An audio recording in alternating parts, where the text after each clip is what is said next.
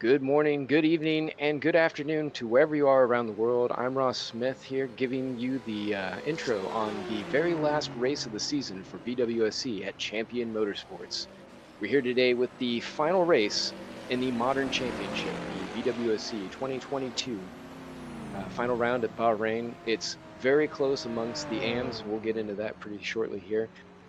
Keying off today will be Chris Melbourne, I believe, is in the booth. Not sure if he's pulled his equipment together yet, but he will be joining us shortly. And we should have Jake Sainson as well, who will be giving you all the action around the track once we start getting into festivities proper. Right now, cars are out on track getting the last minutes practice in before we switch over to qualifying at 1:30. We're at 1:23 local server time right now.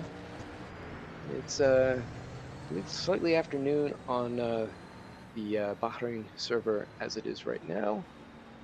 We're just checking things out, checking out a pit marshal, I guess. Get you some feeds here in just a second. But yes, as I mentioned, there are some close championships wrapping up for the end of the season here, most notably among the AMs of both Hypercar and GT.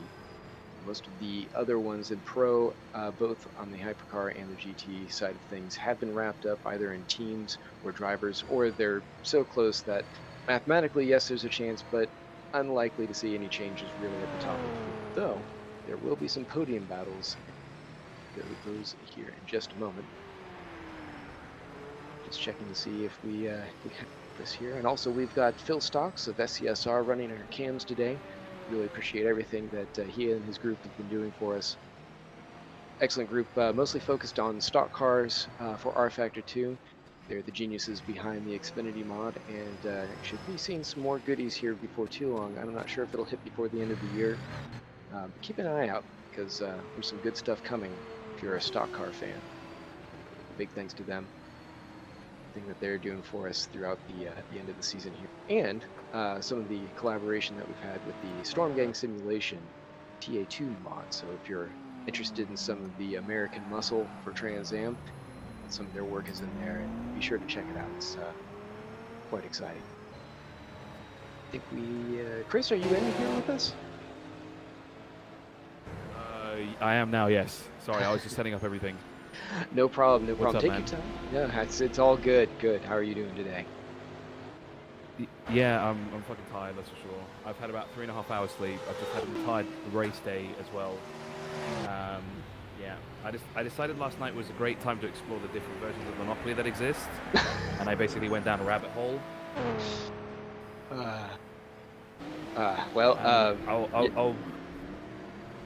I'll be lying if I said I didn't want to buy some of the ones that I found, but I don't know if I really want a copy of Monopoly SeaWorld. That's a bit weird.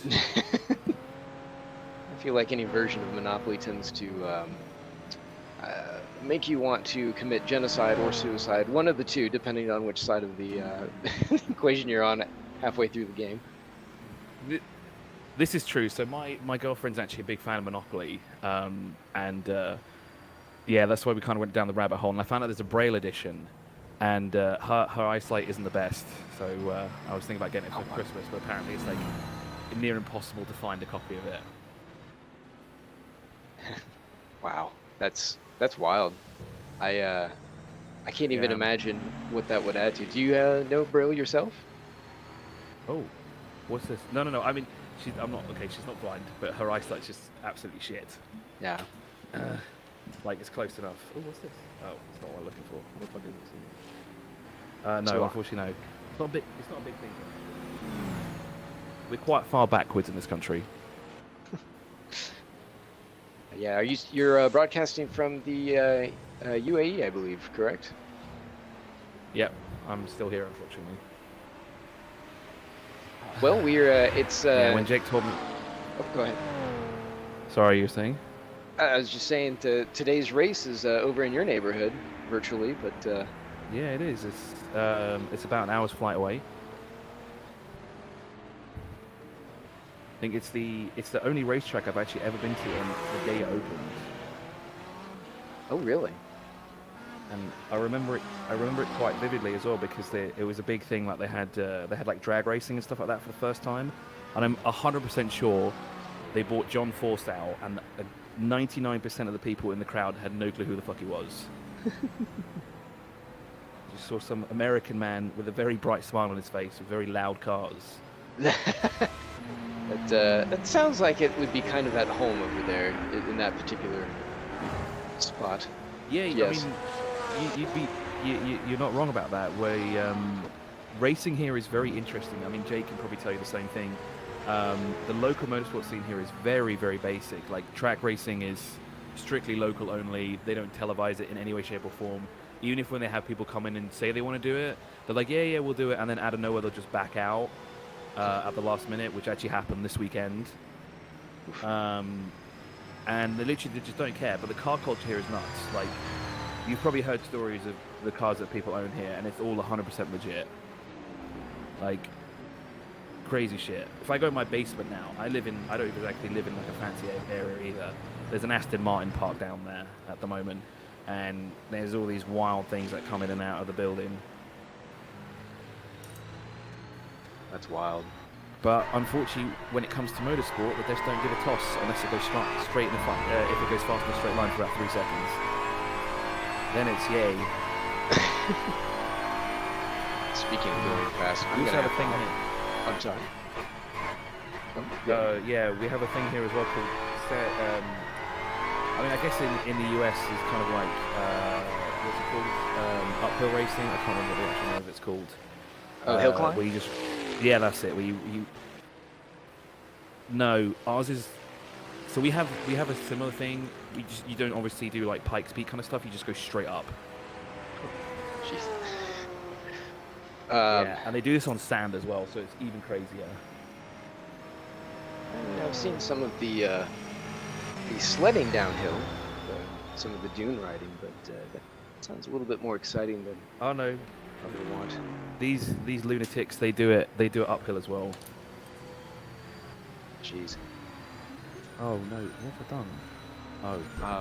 I'm gonna have to hop off and leave you because we're just about getting into qualifying, and I'm gonna have to make sure that all of my systems are up and going. But I will leave you with the broadcast. Phil is in on cameras, so you should be able to take everything. But yes, we're live at Bahrain and getting ready to go into qualifying. We'll see the GTs run first, and the Hypercars will go in after about 10 minutes.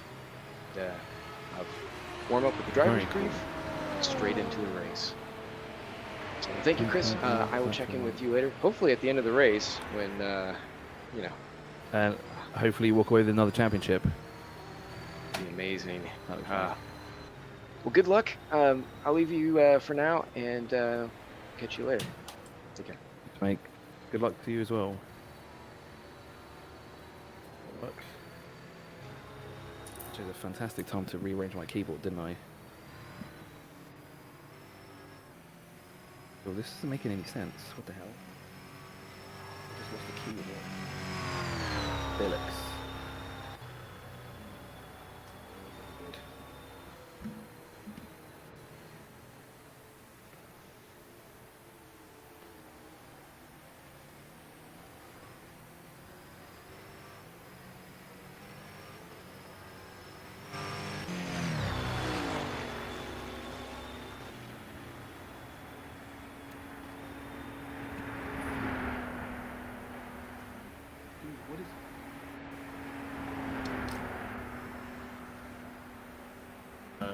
Phil, are you there?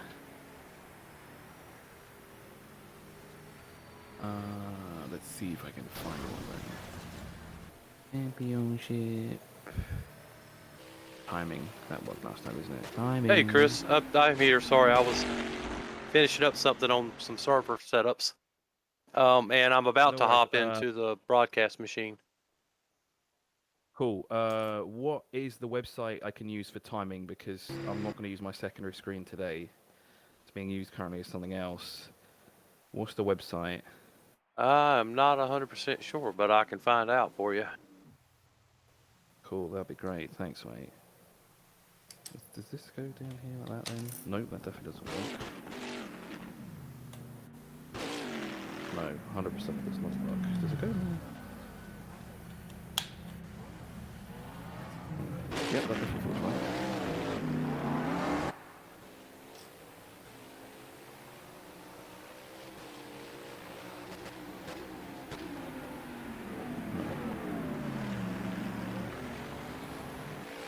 No, that's definitely That's 100% not correct.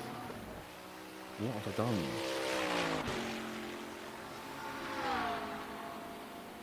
So that is correct, but then why is this not? Why is this not submitted?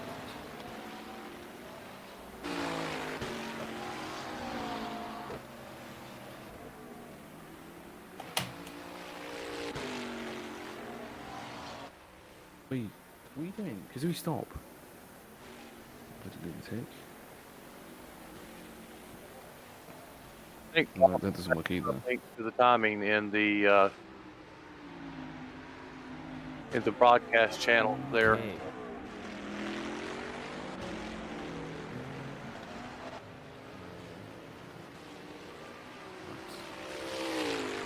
Broadcast, where are you? In the broadcast channel, where is The said broadcast one? media, the Yep, Storm Gang got simulation. it.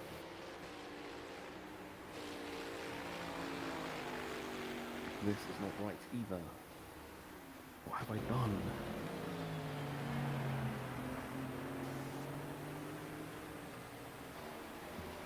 I think my internet has given up.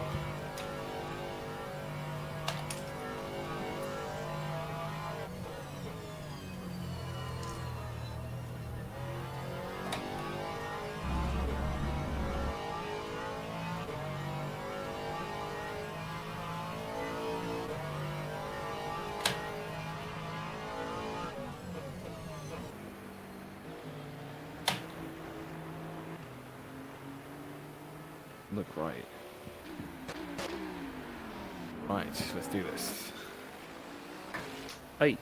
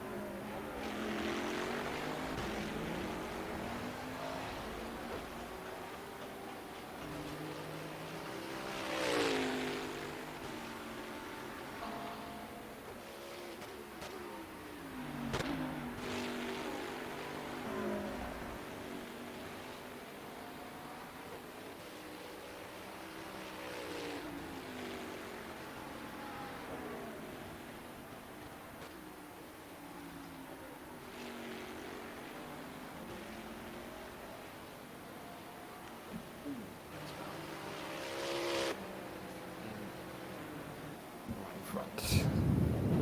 Stop.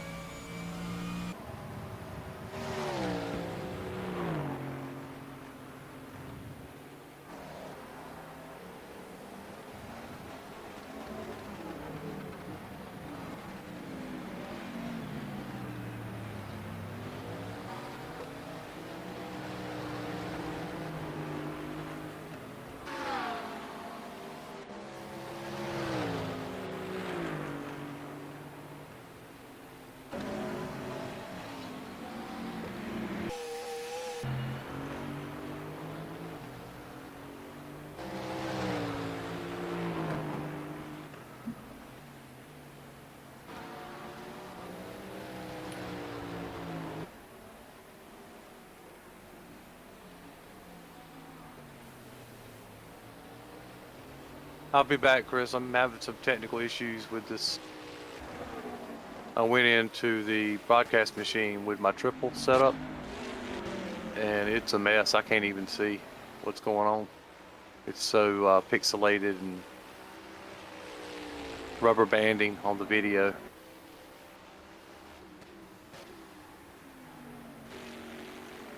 So I'll be right back.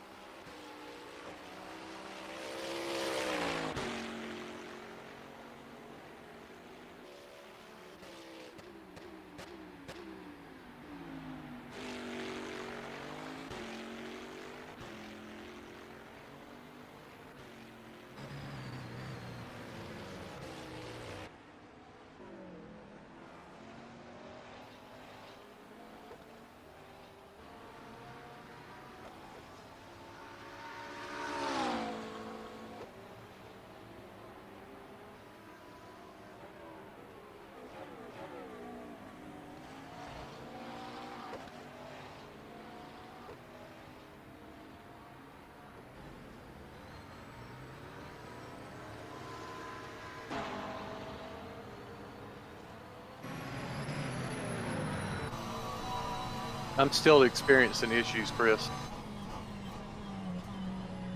So it's on auto cams. It's automatically running. The stream looks okay, and it's auto camming right now. But I'm working on trying to get in there so I can actually manipulate the cameras a little bit. Sure, no worries.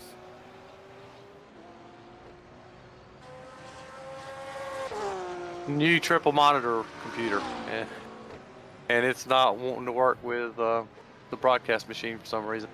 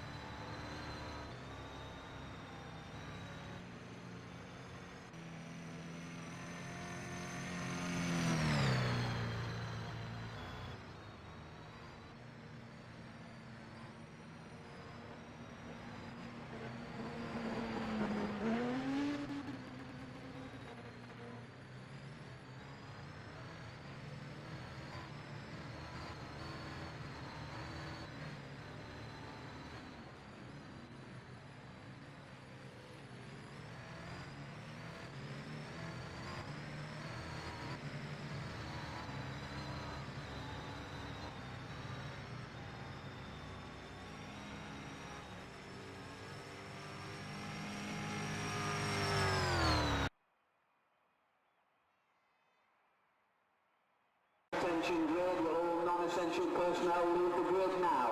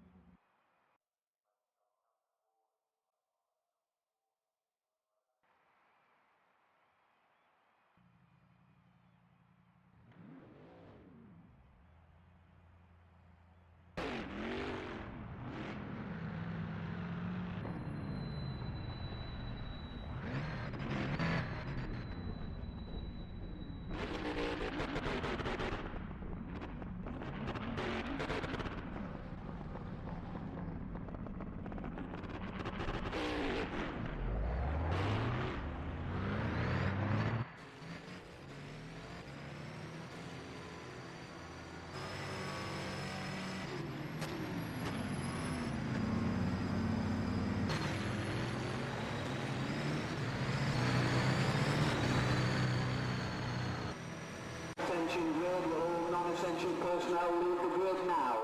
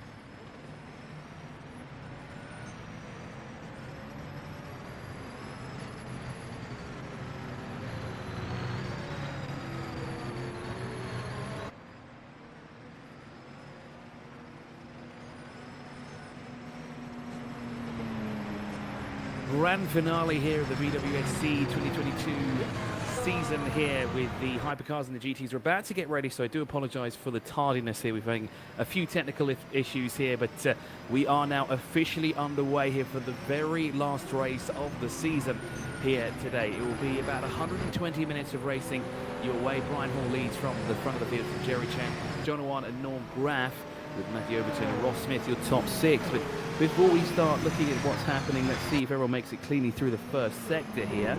Seems to be a nice orderly line here in the Hypercars, and it's a little bit of a gap between the Hypercars and the GT, because of course there is that kind of gap between the two of them, with the faster Hypercars being ahead of the GT cars. I don't like using the word slower, because while they are not as fast as, say, the Hypercars are, it's the wrong word to use is slower. They're just different cars, aren't they? The GT field, of course, being led by Brandon Gant and Tom Lane at the moment. Now, we have a couple of scenarios that need to play out here, and actually some of them a bit more complex than, say, others will be, especially for the Hypercar drivers.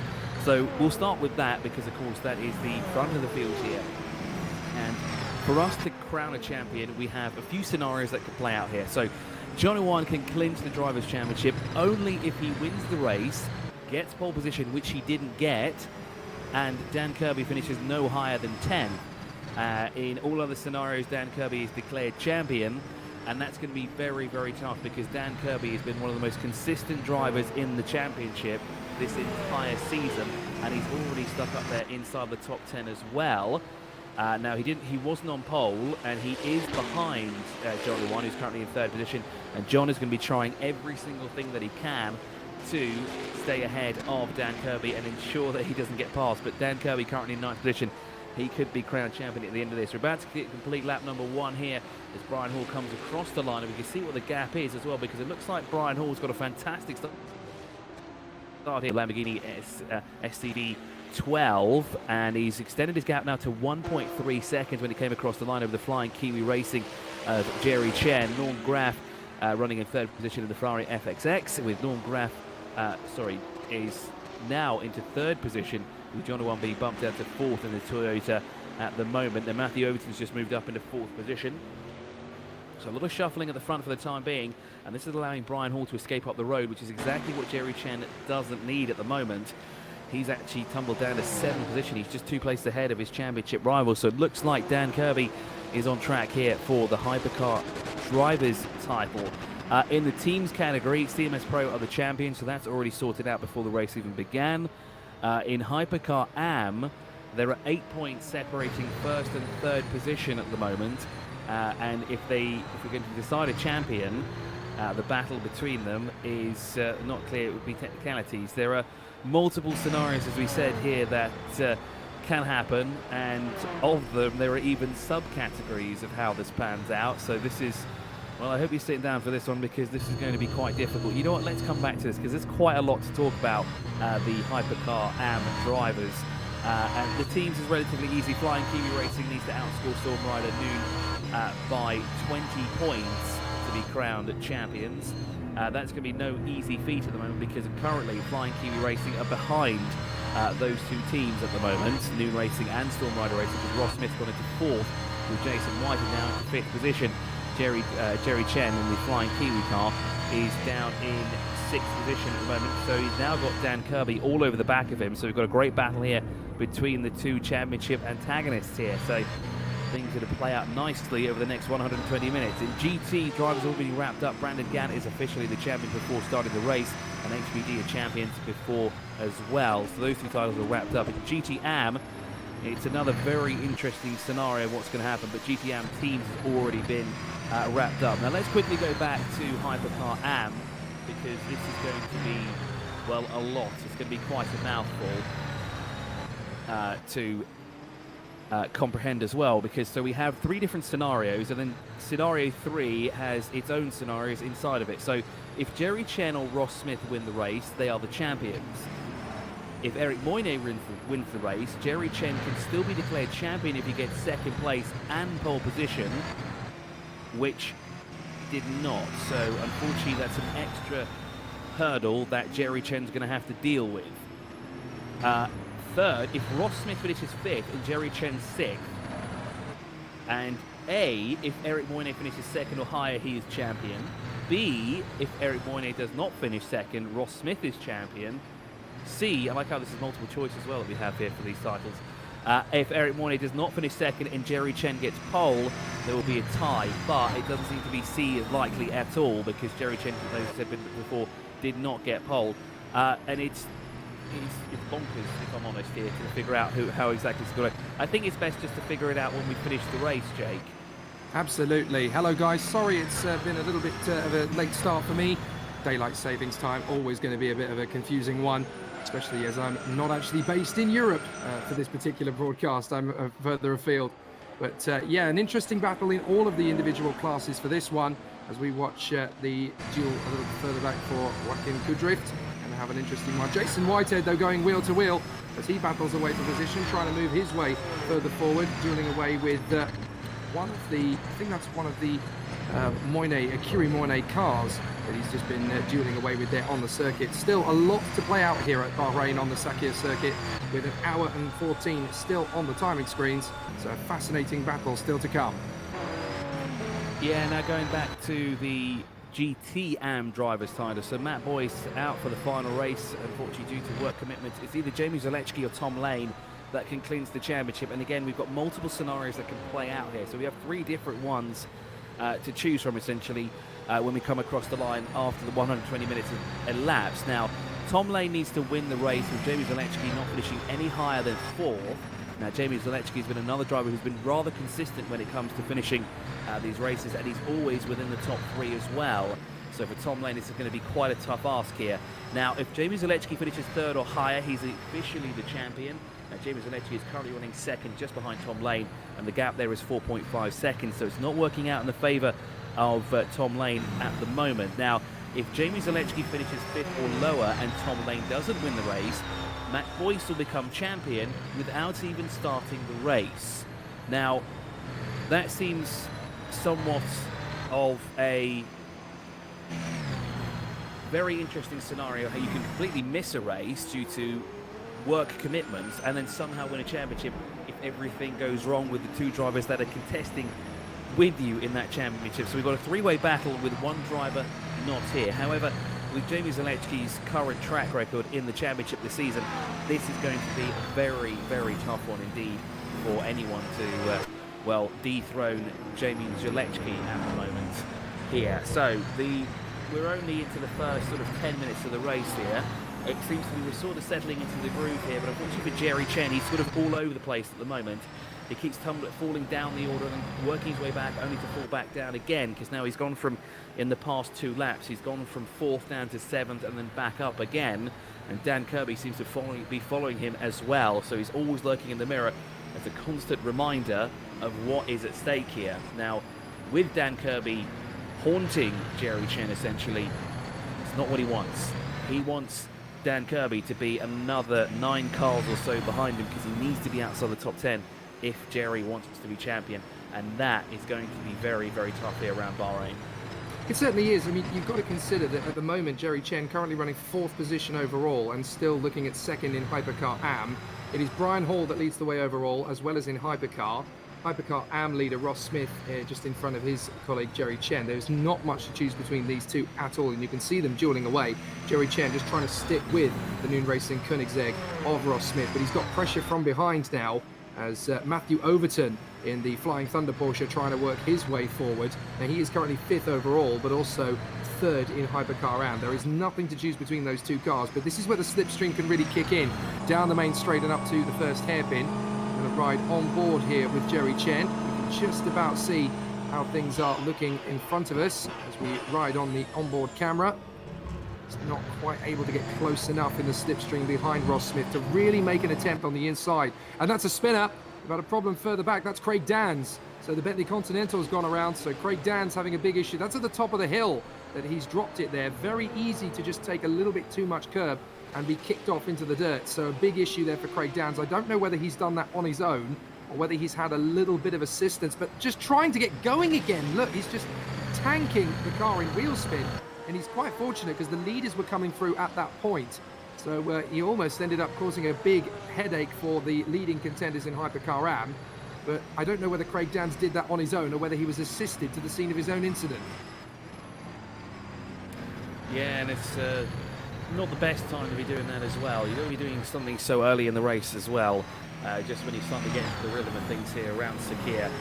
Interesting thing to note as well is they kind of haven't figured out exactly how many pit stops we can do here. Now, Tom Lane is the master of doing one pit stop in a race. I don't know if he could actually do it in 120 minutes or 2 hours. That's going to be quite a tough ask.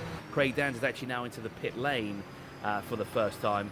I would assume we're going to have at least a 2-stopper, possibly even a 3-stop strategy here, kind of to stretch the windows out as much as possible. But can't discount Tom Lane from attempting to do this on one pit stop, but then that means he's going to have to come in every 60 minutes, so he's going to have to be very, very light on the fuel. But with his championship hunt on the line, I do not think he's going to do that. The other interesting thing to note as well is that Tom Lane's actually swapped cars from previous rounds. He actually started the season off in the Mustang GT3. Here we go. This is going to be an opportunity for Jerry Chen to get through on Smith, and this is where he's been waiting for his opportunity all the way through down to the first corner. Smith trying to cut through round the outside and hold on to it. Jerry Chen making the switchback maneuver, taking plenty of curb. That's a little bit on the knife edge to get the overtaking move finished off. But now Benchka is trying to get himself involved in this one as well. Is that, or is that Kirby trying to get himself in the mix? So Jerry Chen has taken the lead, but he runs wide, drifts it out, and through comes Ross Smith again, and Overton. Overton's come through as well. So that's from first down to third again as Overton splits the Infinitive and moves over to second place. Meanwhile, we've got the pressure now from further back. Who is that trying to make the bid there on the inside of Jerry Chen? That is Dan Kirby in the CMS Pro Toyota. So Dan Kirby, who is third overall in Hypercar, has now managed to edge his way through. That helps out Kirby. It's a real kick in the teeth for Jerry Chen.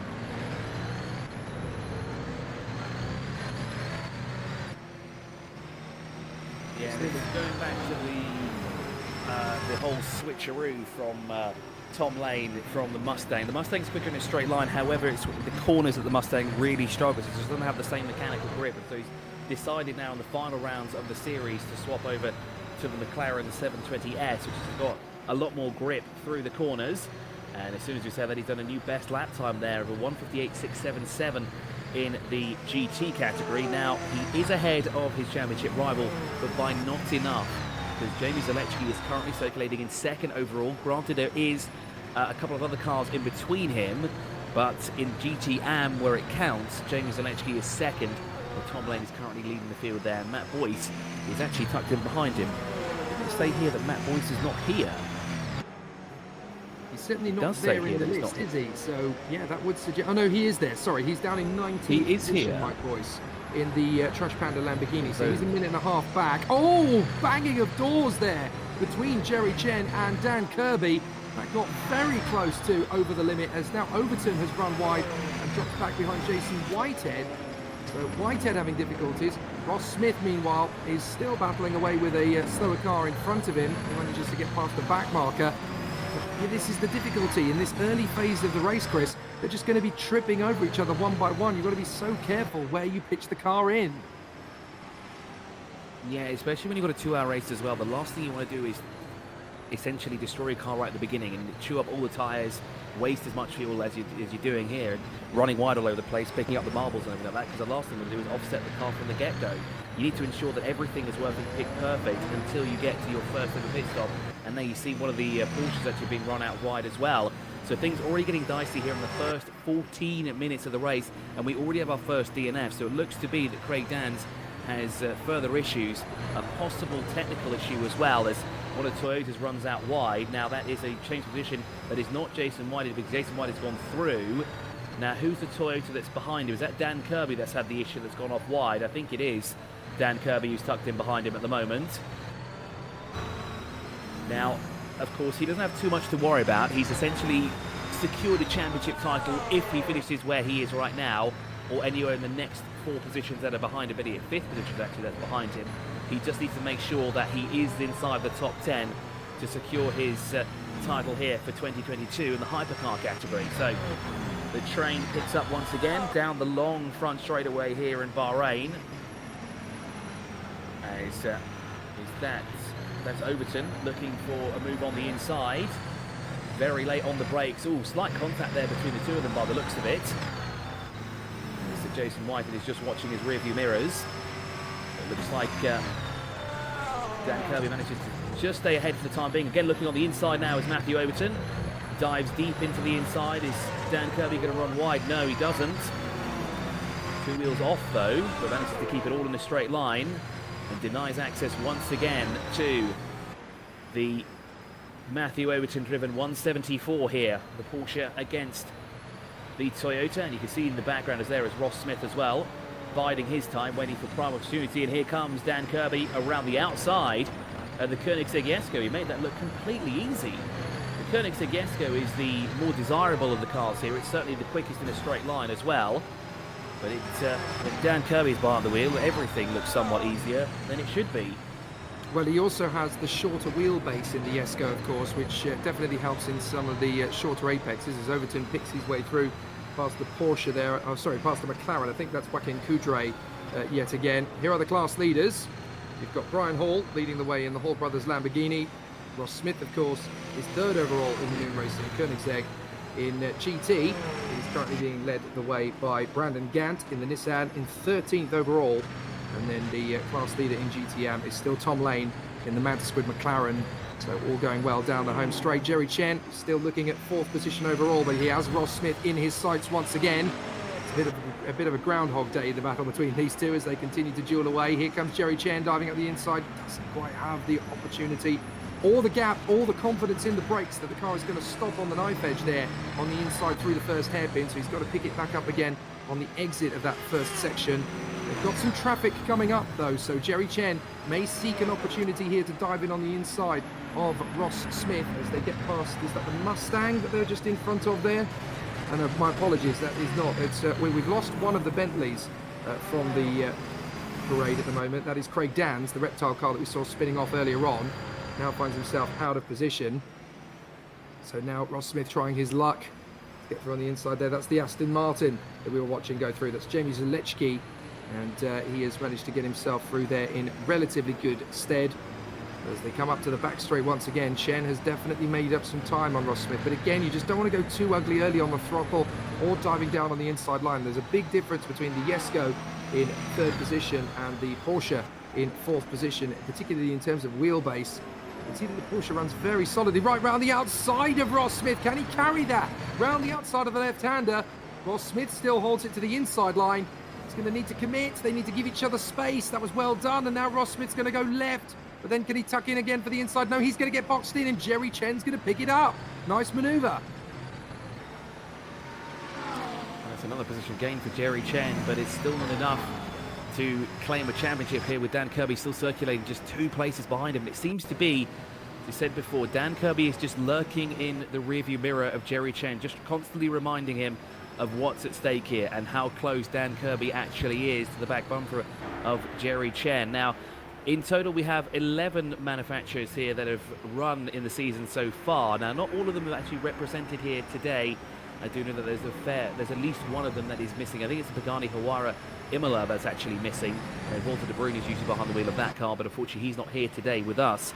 The Aston Martin AMR Pro Valkyrie also not represented today either, but it is one of the cars that is average, as well as the Pagani Huayra Imola, excuse me.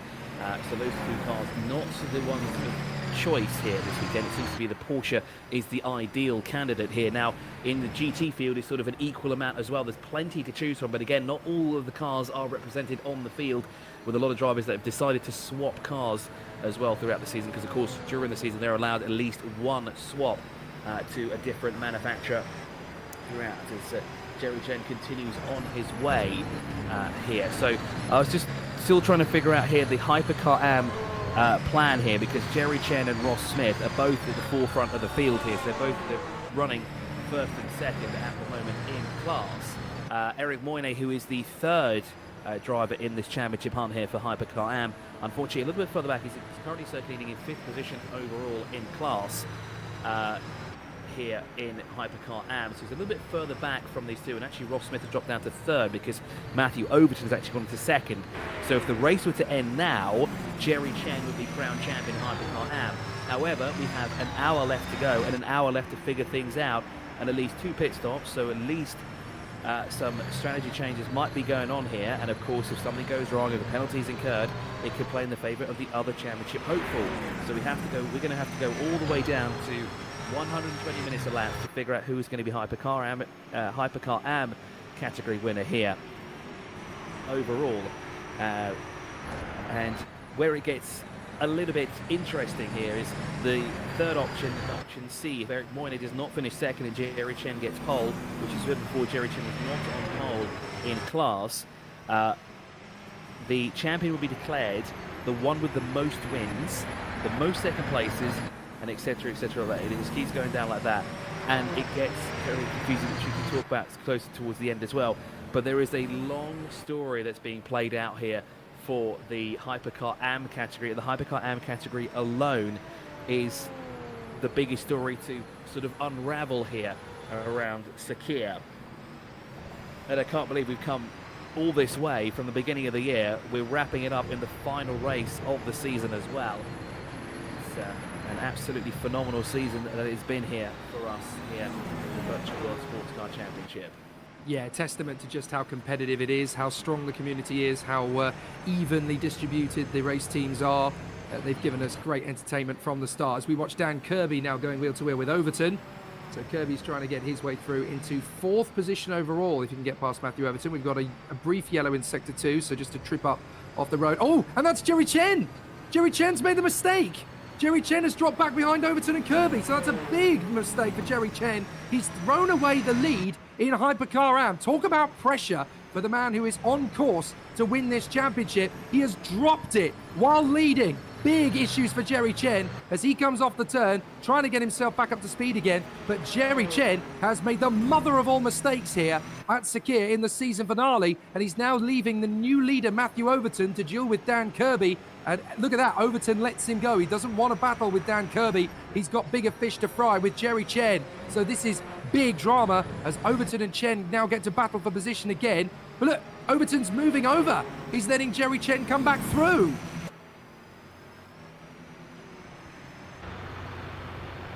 I think he's letting the two championship antagonists fight this out at the front of the field together, and then obviously he can capitalise with a possible easy win if they start to tunnel over one another. There was Brandon Gant and his Nissan GT. I think it's the sole Nissan GT on the field as well, with one of the Noon monsters working their way around. Oh, and he's tagged the back of him and he's gone into a spin. And he was just a little bit too close there to the back bumper of the Esco, and that's caused him to spin. Well, no fault of the Hypercar. That means we've got a new leader, doesn't it, in GT, because George Angelidis in the HPD Acura has now come forward to the lead. So that is another new leader, and that means, by my mathematics, we've got 4 different manufacturers leading the 4 classes. There's the replay of Jerry Chen just getting it so badly wrong at the top of the hill. I'd like to see that one more time if we can, as we watch it from Ross Smith. I know this is Ross Smith now trying to close up on Matthew Overton, so we're back to live pictures. But certainly Jerry Chen, a big mistake for the championship leader. But as you can see, fortunately for him, Overton has been able to move over and let his combatant there back past again. So nothing harm there for the 2 Porsche teams, Flying Kiwi and Dark Thunder. But Ross Smith in the Koenigsegg of the Noon Racing team finds himself in 6th overall, as now Hall, Graff and Kirby, first 3 in Hypercar, another first 3 in the race. So no problems for them at the moment. But Ross Smith just trying to stay with Chen and Overton. Jerry Chen, very fortunate to still be pointing in the right direction, and his car still in one piece.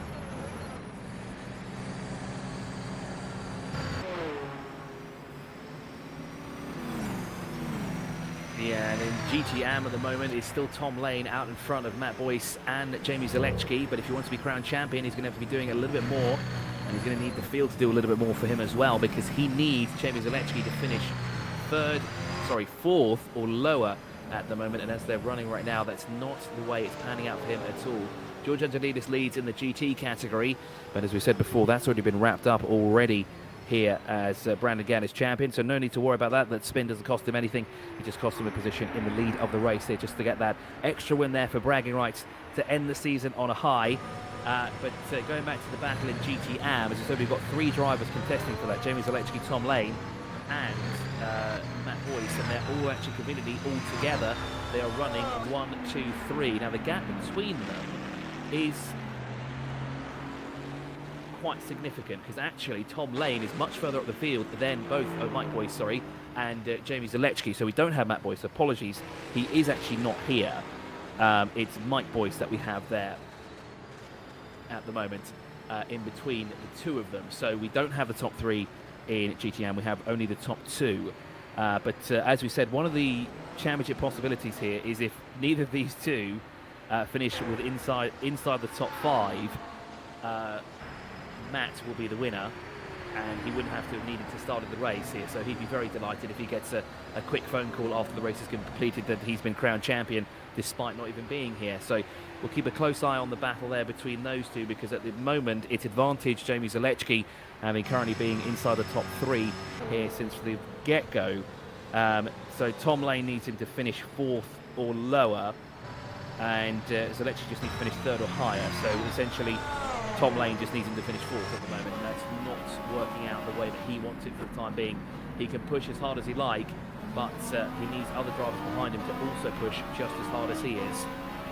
Yellow in sector 3. We just saw Eugene Mazur in the Porsche for Team Pazuzu come into the pits for what we think is a scheduled pit stop, although I don't see much more pit lane activity out there. Look at how close John Uyan is getting to the back of Wayne Hutchison's Mercedes AMG 1. This is a very interesting situation. Now we're going to look back over something. I wonder if this is going to be the Jerry Chen incident again, or if this is going to be something else that has taken place. This is going to be why we've had a yellow flag further back. That's the Lamborghini just drifting off the road and desperately trying not to wheel spin it, just trying to get the car going in the right direction. And unfortunately, it has all gone horribly wrong there. That is the Lamborghini, I do believe, of... is that going to be Mike Boyce? Trash Panda Racing. Yeah.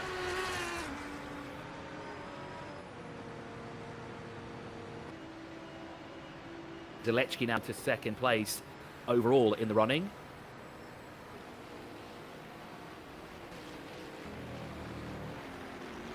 Just seeing another look at the incident that saw Mike Boyce drop the Trash Panda Lamborghini off the road, and it was unfortunate because he drifted wide, ran a little bit off to the left on the runoff area off the top of the hill, and drifted into the gravel trap. But trying to get the car moving and accelerating again, he just got too much wheel spin and the car swapped ends again. Now, Matthew Overton, 5th position behind Jerry Chen, thanks to Overton being a little bit kind to his fellow Porsche driver there. They're in different teams, but he's obviously hoping that Porsche can at least lift the title as they work their way back through the contenders in the field. They're just getting past the Bentley of Ahmed Amdallah there, I do believe. Either that or that was the Mercedes of Peter Mayer, because they're now going through. Yes, they've now got the Porsche in front of them. That is James Bowders.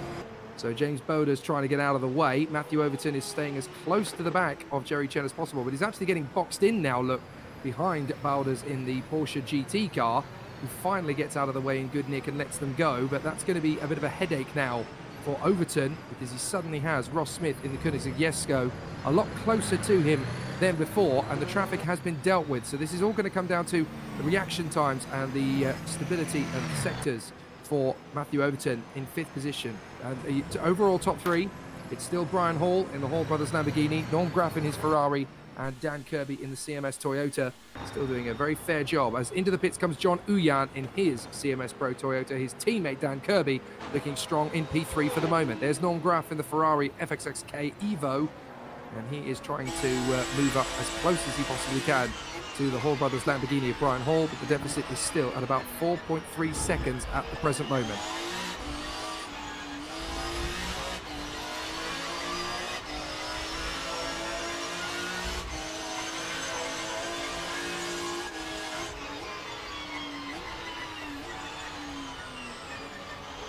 Watching the onboard with Norm Graff, really interesting to see how the Ferrari driver's getting on here, working his way through the traffic. Manages to get out of the way of Eugene Mazur in the Pazuzu Porsche. All going very well from his perspective. Jason Whitehead in the Koenigsegg running in 7th position. As several drivers now making pit stops. Well, Jerry Chen has come in, and so has Wayne Hutchison. So Jerry Chen is going to drop a little way back as a result of that. There is Wayne Hutchison in the Mercedes AMG 1, having elected to take the pit stop at this phase of the race. And interesting that Jerry Chen is the first of the big guns to make the pit stop this time, because that suggests that he is obviously trying to gain a little bit more in terms of track position, and that could really pay dividends a little later on.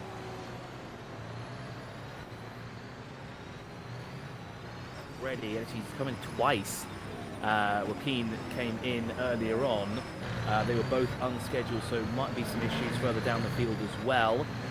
So far, we've only had a handful of drivers actually come in to do their first pit stop. In and out quite fast as well there for Wayne Hutchison, because he's already gone in and out in his Mercedes AMG. Jerry Chen has just gone out now as well, now down into 12th position at the moment. Not exactly where he wants to be, but of course the strategy is going to be a lot different in comparison to what Dan Kirby will be doing, but he's going to have to fight tooth and nail here if he wants to walk away a champion today. It's going to be a very, very hard-fought battle, and it'll be a well-deserved one if he can do it as well when he comes across the line, if he can do it. James Walker's been in and out of the pit lane as well in his McLaren 720S. That was a couple of laps ago. Ahmed Abdullah is in. John Mayer is in as well for HPD in the Acura NSX. Ahmed Abdullah in the Bentley Continental. Fastest man out there, Dan Kirby now with a 1:46.010. Brian Hall and Norm Graff are in the pit lane as well. So pit lane getting very, very busy at the moment. And for Dan Kirby, the last thing he wants to do now is incur a penalty. So he's going to have to be very careful here at the line, because yes, it might be a top 10 finish that he needs, but a penalty is a penalty, and it can cost you quite a significant amount. So he's still going to be very, very cautious when leaving the pit lane. Matthew Overton is in, Jason Whited is in as well. So this seems to be the first round of pit stops here, after about 32-ish minutes. So anywhere between 28 and 32 minutes appears to be the pit winner. We could probably expand it to about 27 to 34 minutes per pit stop cycle. So with 120 minutes, it would give us enough. That would give us possibly 2 minimum, 3 maximum, and maybe some might push it to 4, but that would be a very interesting strategy if they push it to 4. So I think the pit stop strategy, the pit stops here will be 3 for all of the teams, except for maybe a handful who might just try to push it all the way to the end. So we haven't seen Matthew Overton. No, Matthew Overton has come into the pit lane. Dan Kirby, Ross Smith, Eric Moynier and Ben Borman, the top 4 have not come into the pit lane. Jason Whited has been in and out, hasn't he? Matthew Overton is not showing that he's been in and out of the pit lane, although he has. Now the title screen is updated. George Angelidis, Brandon Gant, Tom Lane, and Jamie Zaleczki has not come through. Now, interestingly enough, there is that a penalty that's being applied now to Ahmed Abdullah? Yes, there is a pending penalty coming the way of Ahmed Abdullah, as per the timing screen. So there's someone been a bit cheeky and gone a bit too fast in and out the pit lane.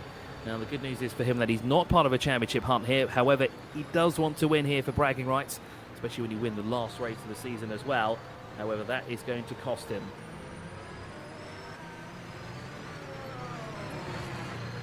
Both Brandon Gadd and Tom Lane are into the pit lane here for the first time. Tom Lane has come in before Jamie Zaleczki has. Wayne Hutchison spins it. Wayne Hutchison has spun the Mercedes AMG there. A big mistake, I'm afraid.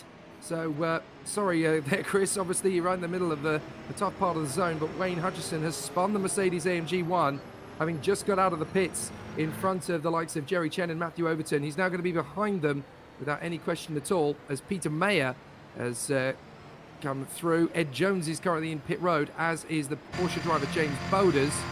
So already some very interesting challenges for the competitors out there, as a few of them are trying to push as far as possible into this stint. Dan Kirby is still 9.4 ahead of Ross Smith, with Eric Moynier seconding overall. Well, so it's not quite done yet, is it? There's still quite a bit still to do here. But for Ed Jones and the McLaren car, it is business as usual as he continues to make as much progress as he can. There is the FXXK of Norm Graff, currently P6 now, behind Brian Hall in the Hall Brothers Lamborghini. So it's stalemate between the two leaders at the first rotation of pit stops in the hypercar category. So 2 drivers currently in the pit lane. We're still waiting for the penalty here to be applied to Ahmed Abdullah. Both George Angelidis and Jamie Zaleczki are really stretching out this fuel window, as are the top 4 as well, with the leader actually doing 146s and the only driver actually to dip into the 146s. Better yet, no, Brian Hall's done a 145 at some point, according to the timing screen here.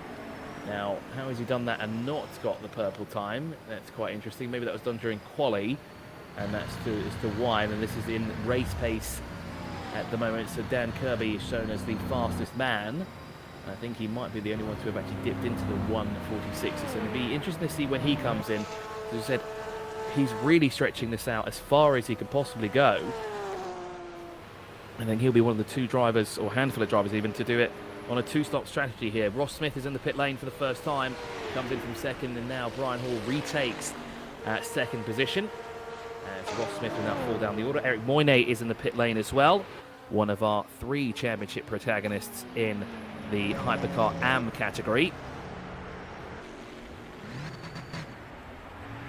Now, Dan Kirby has left his pit stop very late, hasn't he? 34 seconds is the lead he has now over Brian Hall and Norm Graff.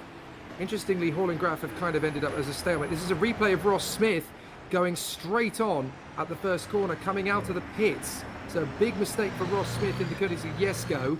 He has recovered and is down in 4th position. But we just saw a replay of him getting it incredibly wrong coming out of the pit lane. So that's the difficulty when you exit the pits and you've got a lot of traffic to deal with it all in one go. As that is John Uyan now closing up on one of the Acuras, who gets out of the way this time, does it? Well, not quite fast enough as far as John Uyan is concerned. Kind of wanted the Acura to get out of the way a little earlier. Now I couldn't quite make out if that was John Mayer or if that is George Angelidis battling away for the position. But certainly John Uyan has got Ross Smith in the slipstream and is now trying to move up into 4th place overall by getting past the leading car in the Hypercar AM category. So Ross Smith still doing a fair job, 54 seconds off the pace of Dan Kirby. But let's not forget that Kirby has not yet pitted, as Ross Smith is very much holding John Uyan to ransom here. CMS Pro Toyota looking every way it can, manages to slip it on the inside of Ross Smith. But Smith does get reasonable traction off the turn. This isn't done yet, and Smith has got good straight line speed in the Jesko. So John Uyan may have to bail out of the corner, and he's having another committed move into the final turn. Can he get the car straightened up? Indeed he can. So John Uyan has got the car up into 4th position. Not a big issue here for Ross Smith. He just slips back into 5th for the time being overall, but he still leads the way, of course, in Hypercar AM with 9 seconds advantage over Guillermo Benchka.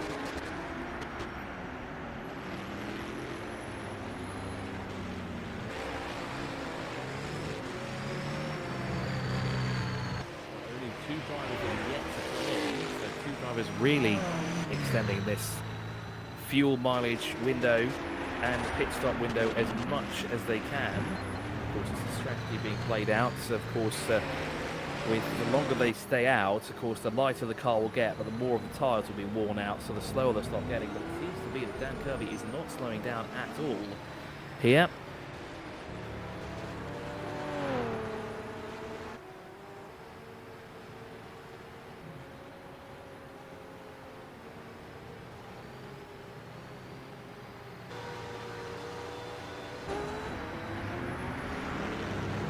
Ross Smith mixing his way through there in the Jesko, trying to pick his way through the traffic. We've got a really awkward battle going on in front of him here. That is one of the Bentley Continentals, trying to have a look on the inside of a McLaren. There's the track map of the circuit. You can see just how tricky this racetrack can be at the best of times. And obviously through each of the 3 sectors around the track, drivers are pushing it to the absolute limit to stagger their way through. But Dan Kirby still waiting to take his first pit stop. He's left it later than anybody else in the mix. And there is Ross Smith, who currently runs in 5th position in front of Guillermo Benchka, who is 1st and 2nd, those 2 drivers in their category. Hypercar AM, Whitehead is in 7th position. There's the standings as it currently looks. So if it remains obviously to this sort of degree, Dan Kirby obviously on 241 points with 7 wins, looks pretty nailed to the mast in front of John Uyan and Brian Hall, but Kirby still wants to finish off in his fantastic charge there moving forward. Obviously the CMS Pro that has moved from the Bugatti Bolide over the course of the season to the Toyota. And then of course we look at Jerry Chen, who's just 1 point ahead of Ross Smith. It really is critical between those 2 as to who is going to get the title won. Whoever beats the other, in essence, essentially is going to be champion in Hypercar AM. Very close indeed between those 2. Even Eric Moyne still has a realistic chance if those 2 were to slip away. And Eric Moyne is now in amongst Jerry Chen and Ross Smith, so he is keeping himself very much in that fight all the way through this one. GT, obviously still very close indeed in the GT category, as the contenders are still mixing it around this course. You've got Brandon Gatt on 233 points after his 5 wins through the year. George Angelidis looking pretty safe in 2nd position in front of Cameron Parker, and then John Mayer ahead of Vinicius Gonçalves, who's sadly not here racing in this one. But Matt Boyce looking comfortable in front of Jamie Zadecki and Tom Lane. Eugene Mazur is not likely to be anywhere towards the top 3 as a result of his problems earlier on.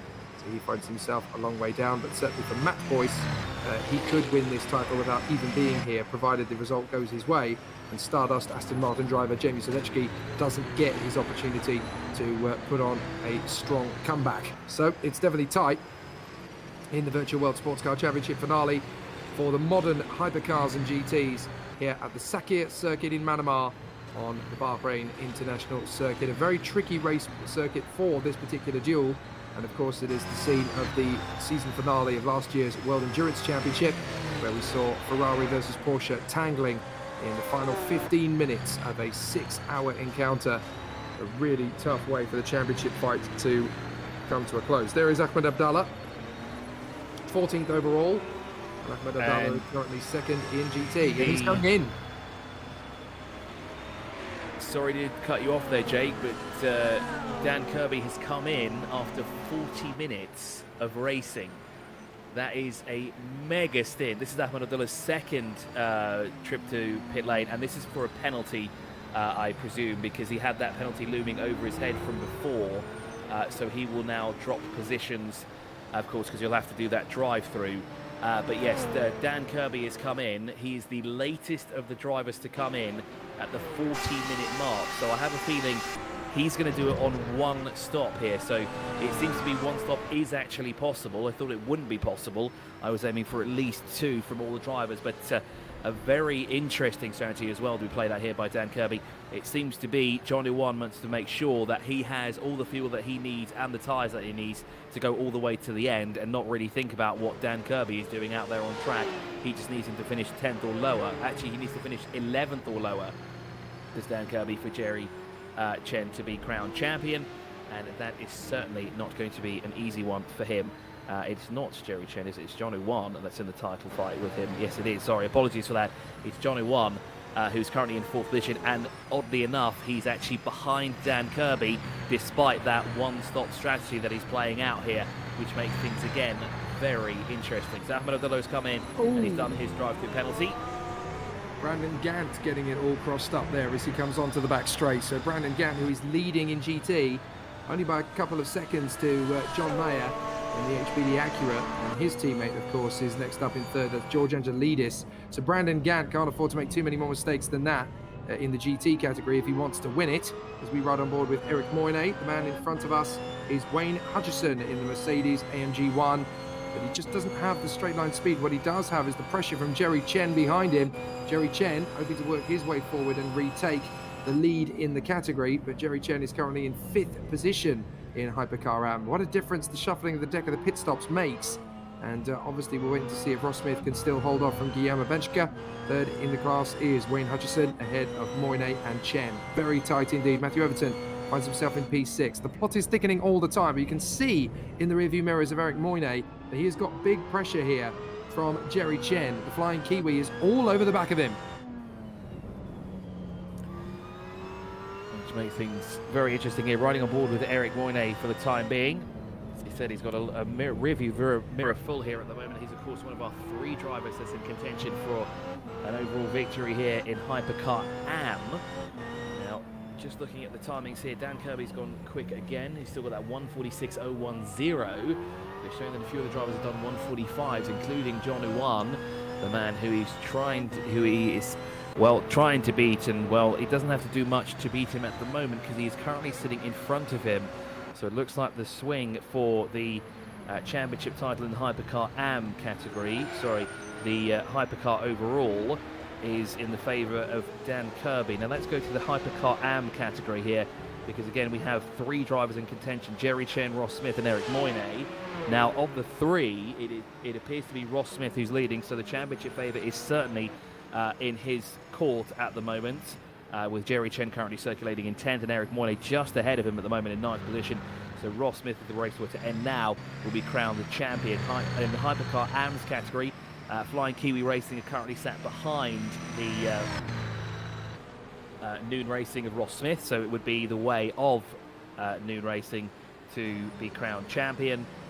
There's also Stall Rider Racing in the mix as well, with Jason Whitehead, who's actually also further up the road from the Flying Kiwi Racing team. So that'll be something of note to look at when we come to the end of the race here. Now in GT-AM, again, a very interesting play here. So for Matt Boyce, who's not here today, but James Zalewski and Tom Lane, who are both battling it out on track. Tom Lane is currently the leader in that category of those two drivers in GT-AM.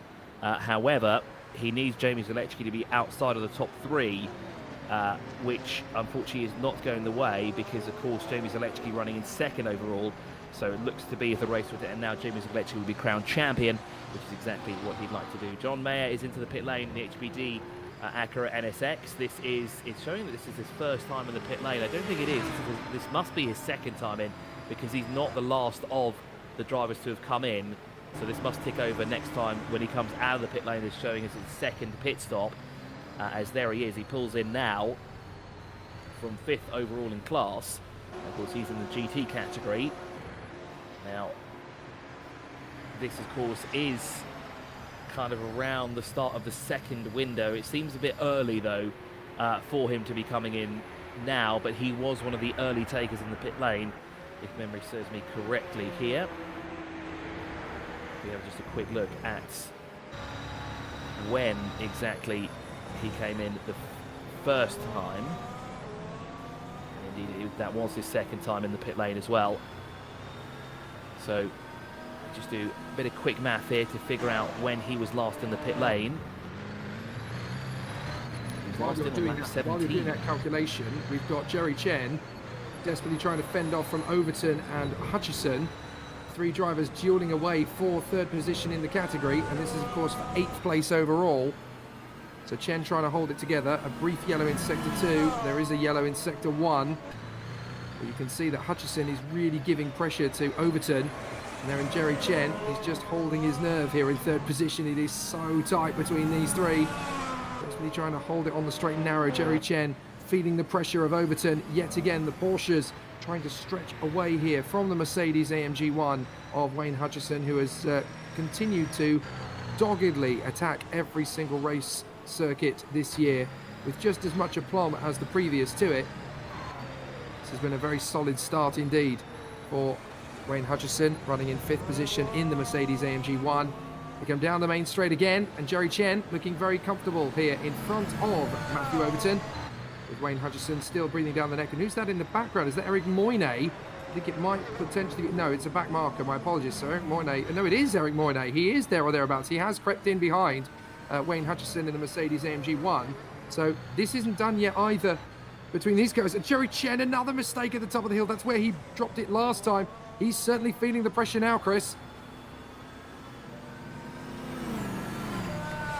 Yeah, back to the calculation there. That was an unscheduled pit stop by the looks of it, because there's only a 7-lap window there between the first time he came to the pit lane and the 2nd time he came to the pit lane. Ahmed Abdullah has come in now, it will be for the 3rd time, because he did that drive-through penalty. This also seems to be a little bit off schedule as well.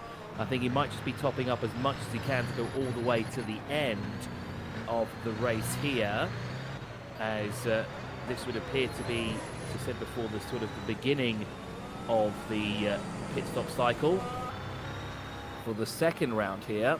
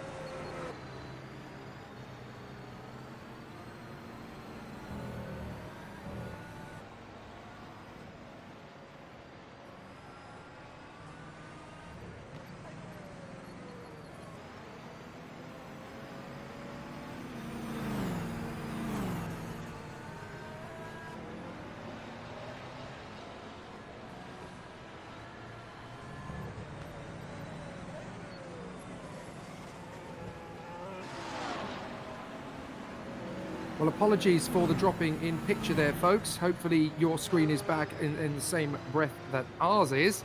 Had a slight dip there. What it does mean is that Dan Kirby has been able to move himself into the lead with his teammate John Uyan there or thereabouts after a pit stop for Ross Smith in the Noon Racing Koenigsegg.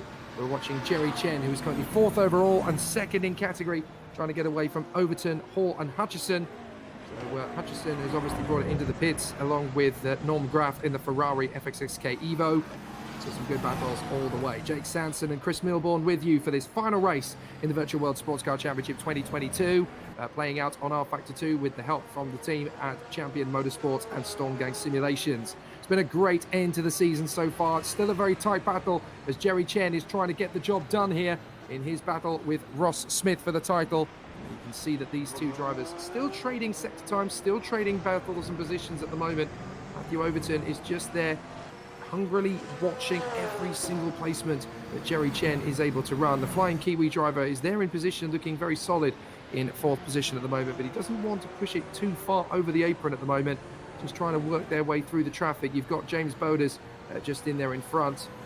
We've got 21.5 minutes still to go in this final race of the season. Still only one retirement, that is the Reptar Bentley of Craig Dans, who we saw dropping it up at the top of the hill a little earlier on and clearly having multiple difficulties with the car. So Jerry Chen finds himself in front of Overton. They've still got a little bit of time to make up from Ross Smith, but it looks to me as though Ross Smith may be pit lane bound now. So this is going to be the deciding factor in the fight for the title between Jerry Chen and Ross Smith. In fact, Jerry Chen is going for the pit lane. In comes Jerry Chen. So it's going to be stalemate. Ross Smith already in pit lane. Jerry Chen coming in as well.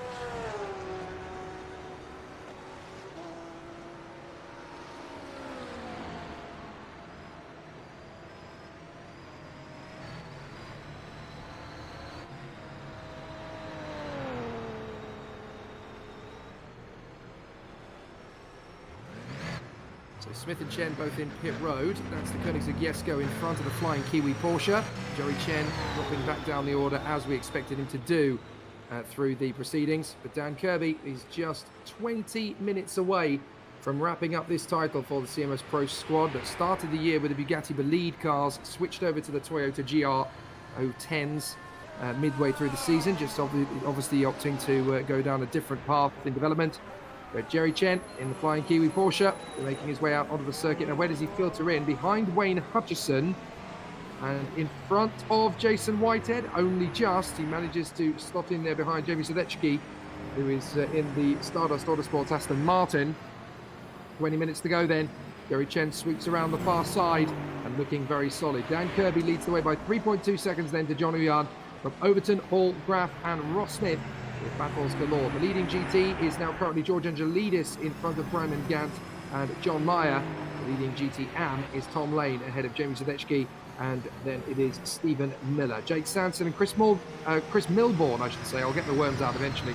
Jake Sanson and Chris Milbourne with you in the Virtual World Sports Car Championship here at the Manamar Circuit, the Bahrain International Circuit, where, of course, both the Grand Prix in Formula One and the World Endurance Championship have played out in recent seasons. Jerry Chen drops it on the way to the back straight, though, Chris. You definitely get the sense he's feeling the pressure today. He certainly is as well, because, well, he came in at the same time Ross Smith did, but it seems to be Ross Smith has got the earlier jump on him, and that's allowed him to escape up the road. Eric Moyne is the other driver in contention here for a championship, but it looks like it's just not going the way that he'd like it to. And, well, now going back to Hypercar AM, we've already sorted out GT before we even started the race.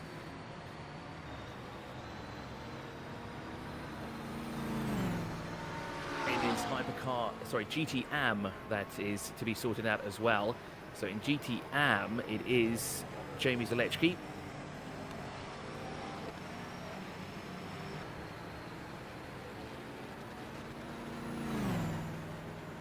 Just keeping an eye on things as we finish off the race. Apologies if your picture has been affected in any way. Dan Kirby and John Uyan, 1 and 2 at the moment in the CMS Pro Toyotas. Matthew Overton for Dark Thunder Porsche, 3rd position at the moment, 43 seconds back from those two.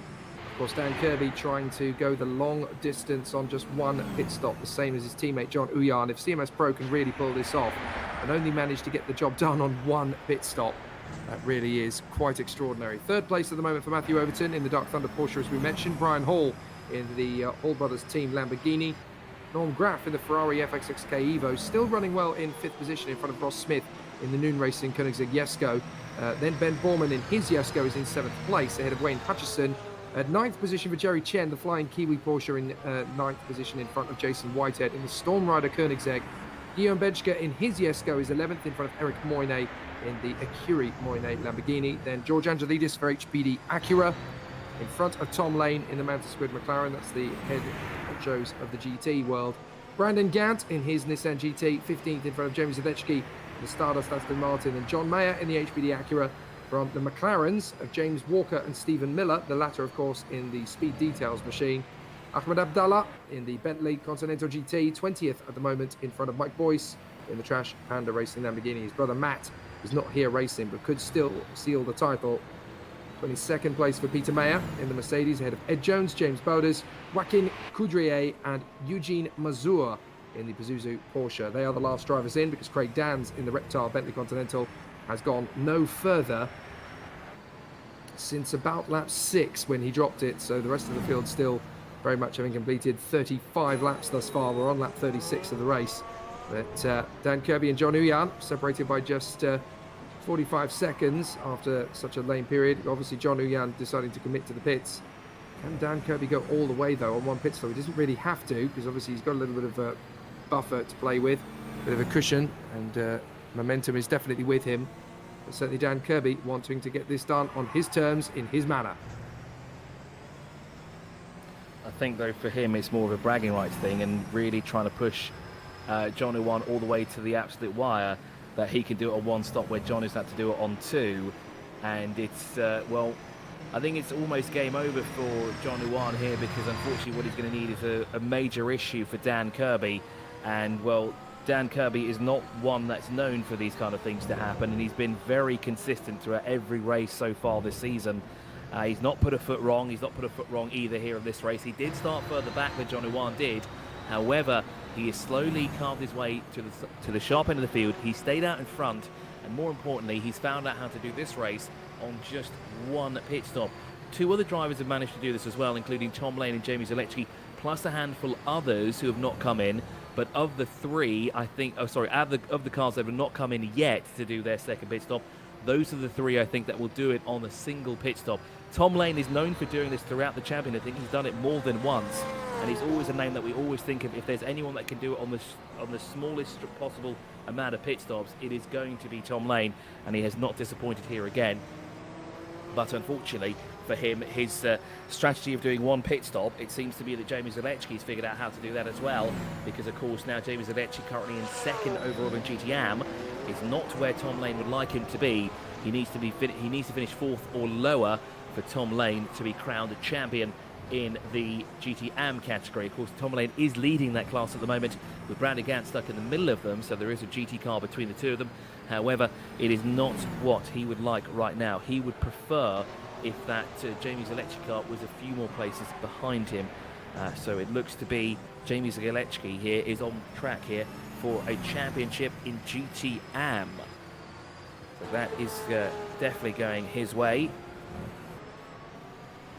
Now, for the other title, so Hypercar AM teams, now, again, it is the Noon Racing team of Ross Smith that's actually outscoring both of the Flying Kiwi Racing and Storm Riders as well. Storm Rider Racing, excuse me, both being outscored by Noon. So it looks to be Ross Smith's team will be crowned champion.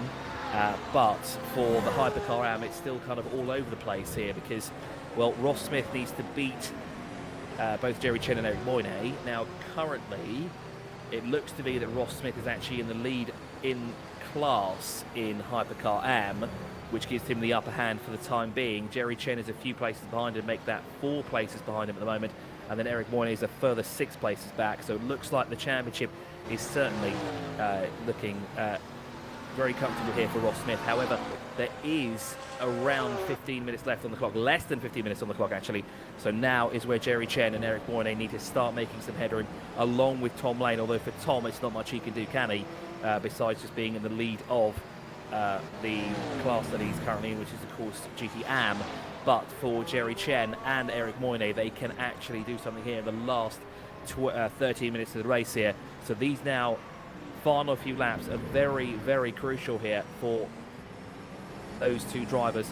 And I guess we could say three drivers actually, because of course we cannot discount Ross Smith as well, because, well, something may happen. He may put a foot wrong, someone might be in the wrong place at the wrong time, because of course he is in the hypercar category. The GT cars are in a different car, they're running at a different pace as well. So this could pay in favour of Jerry Chen or Eric Moyne or Ross Smith. So we'll figure this out soon enough, as the story will come to a close very shortly here, as into the pit lane has come Tom Lane. Now that is interesting. I pegged him not too long ago as only doing this on one, and he's not done it on one pit stop. He's going to do it on 2 pit stops, because he's just gone out the pit lane now to do his second pit stop, which certainly doesn't help his case at all.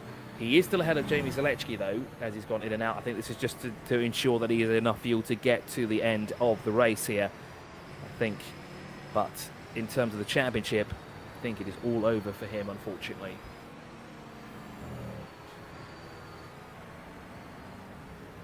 So still the closing stages of this last race of the season in the Virtual World Sports Car Championship, brought to you by Champions Motorsport, CMSRacing.com, and the Storm Gang Simulations team. Jake Sanson and Chris Milbourne with you as we have just 11.5 minutes remaining in the season. The CMS pros of Dan Kirby and John Uyan have got themselves into this position at the tail end of the race, knowing that their pit stop strategy is what's going to give them the chance to get a 1-2. Brian Hall looking good for 3rd position overall. But the battles are still raging further back, certainly for Matthew Overton and Jerry Chen, still having a very mixed race battle at this precise moment in time. George Angelidis looking fairly comfortable in the Acura, leading in the GT category ahead of Brandon Gant. But then Tom Lane, Jamie Zalewski and John Mayer are still close or thereabouts in GT Am. A very solid end to this season, and a really intriguing way to round things off on the Bahrain International Circuit. The leader of GT's just come in as well, George Angelidis for HBD. Now, of course, they've already wrapped up the title there. It's just for outright win there for George Angelidis. GT Championship is already wrapped up as well for Brandon Gant and his Nissan GT arm. Now, will he be able to take the lead? No, he won't, because George Angelidis has been in and out, so that's a splash and dash. James Bowders has come in as well. What looks to be for the 2nd time here as well.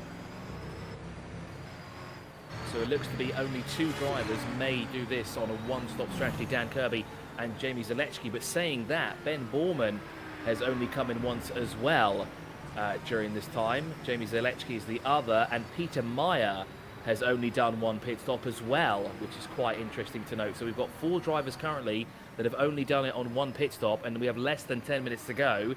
Let's see if they all have enough fuel to get to the end, especially for Dan Kirby, because this could all go wrong if they've miscalculated it by any margin and he finishes outside of the top 10, which is plausible and it can happen. I've witnessed it myself today, earlier on, when I watched someone go from 2nd all the way down to last of a field of 21. It is possible for these things to happen, so we won't count him yet as the champion.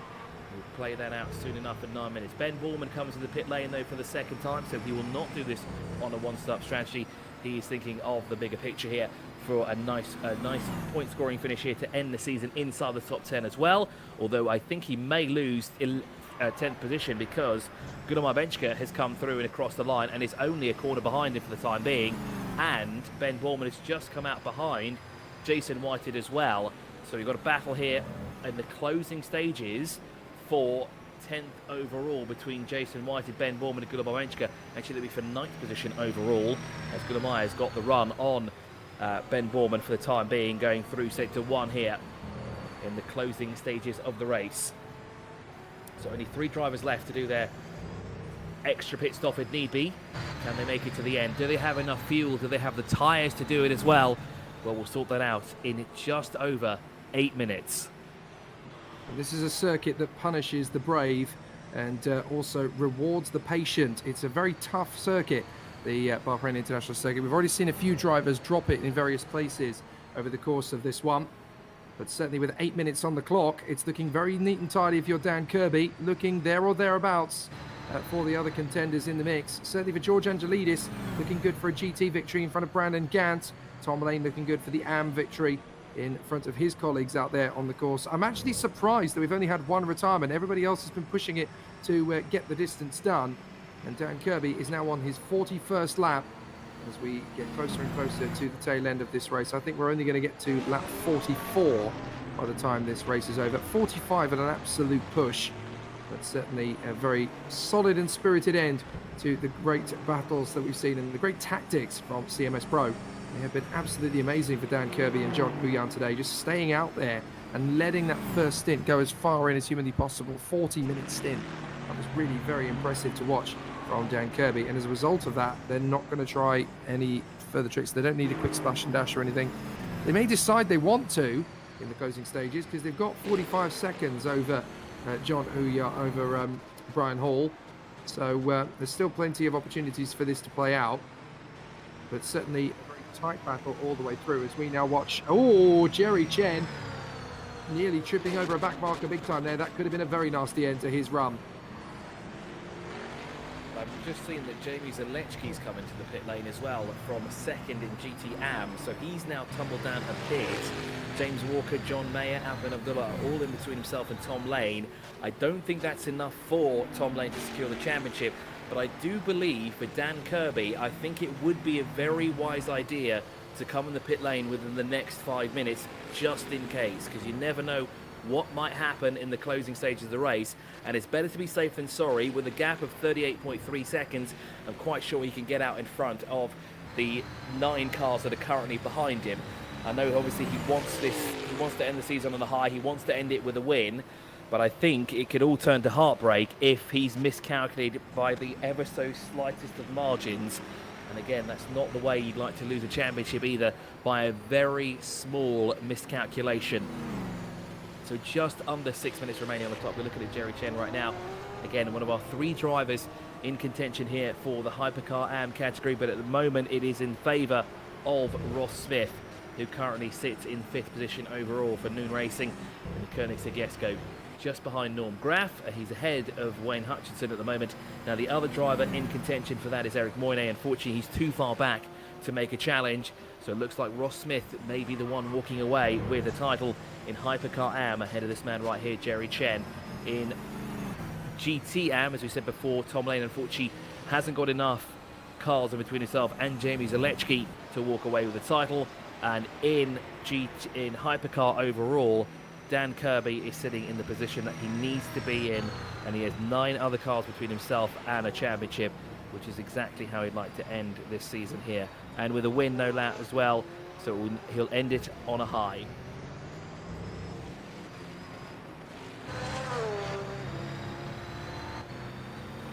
Well, this is tight now, isn't it? This is all the way to the death. 4.5 minutes remain. Kirby just hanging on. The gap has come down to 39 seconds, but Brian Hall is now all over the back of... Oh, sorry, I thought there was going to be a little bit more of a gap back to drivers in position. Brian Hall's not far away from John Huyan as Jerry Chen dives it up the inside of James Bowders in the Porsche. So trying to mix his way as he goes through, but 4 minutes to go.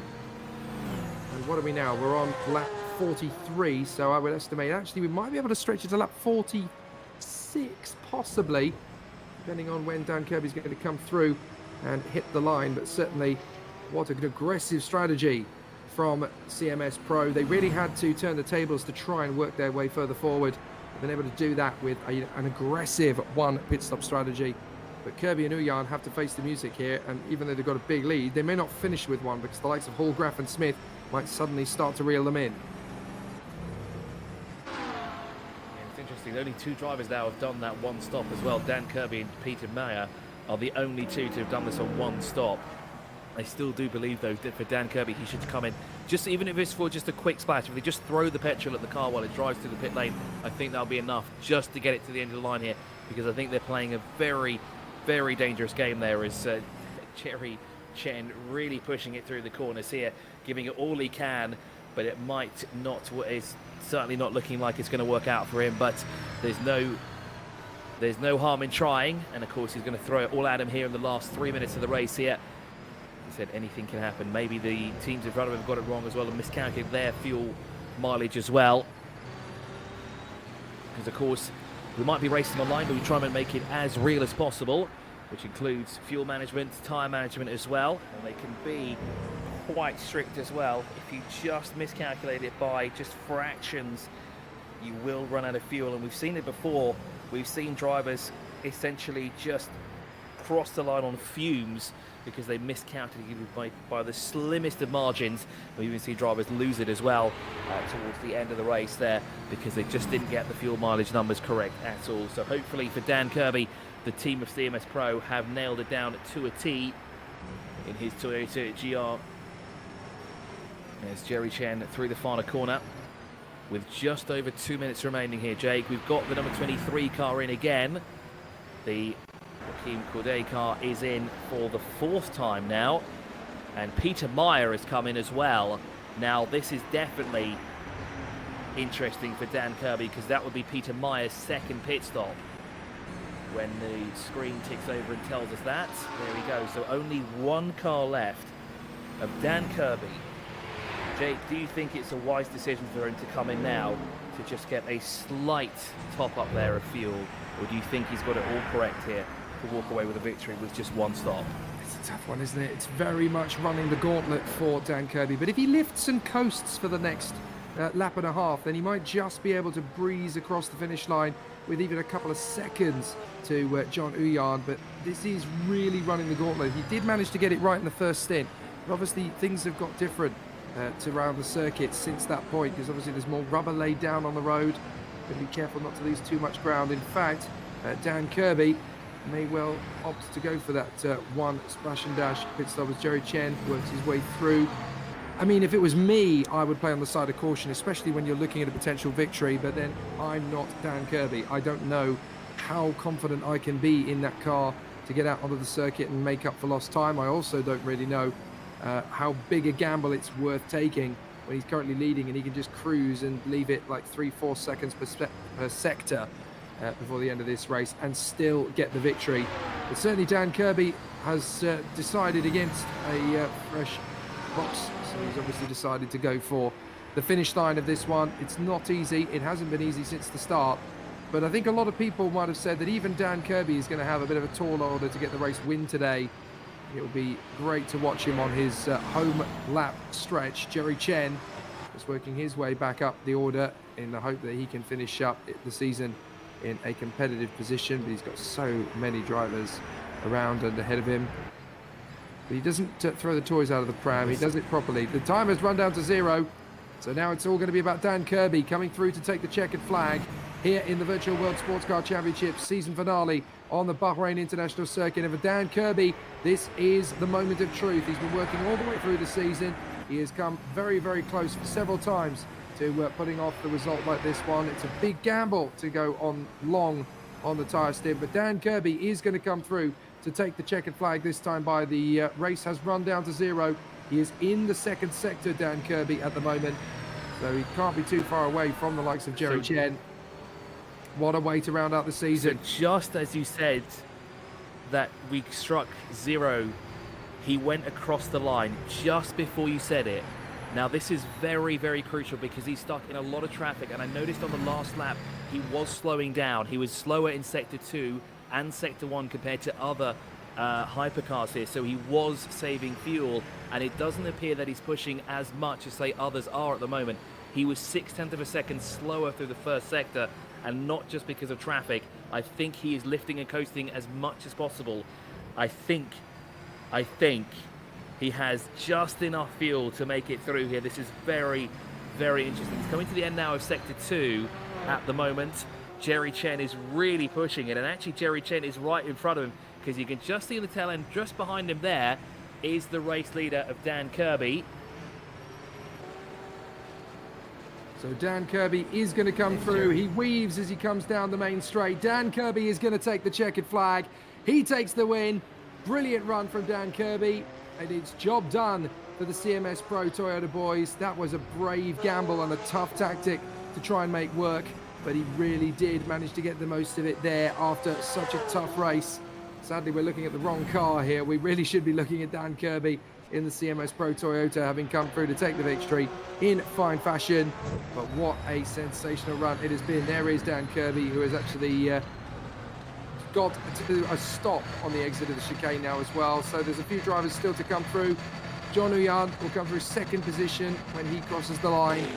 He is backed right off. There is John Uyan, second position. He comes through in front of Brian Hall, who manages to come through in third position. What a change around in the Hypercar Pro category today.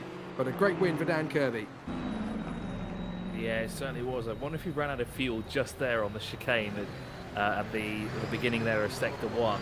There seems to be a few more drivers have come over, including Eric Moyne, to offer their congratulations. You see one of the IKEA liveried Koenigsegg Jeskos doing donuts. I think that is Ross Smith, actually, who is behind him. Now, Ross Smith is actually still circulating by the looks of it at the moment. He's somewhere through Sector 2. Actually, there he is right now. He's working his way through the final corner. And that will be a championship for Ross Smith as well. So Ross Smith conquers it in VWSC. It was a tough race. He didn't get it all his own way. He made mistakes and dropped the ball a couple of times. But look at that. He overshoots at turn 1. He's going to join his comrades in Donut Valley as they spin turn their way around. Oh, he's actually clipped the wall, Ross Smith. He won't care at all. What a great way to end the season. He is the 2022 VWSC Hypercar AM champion. Great work.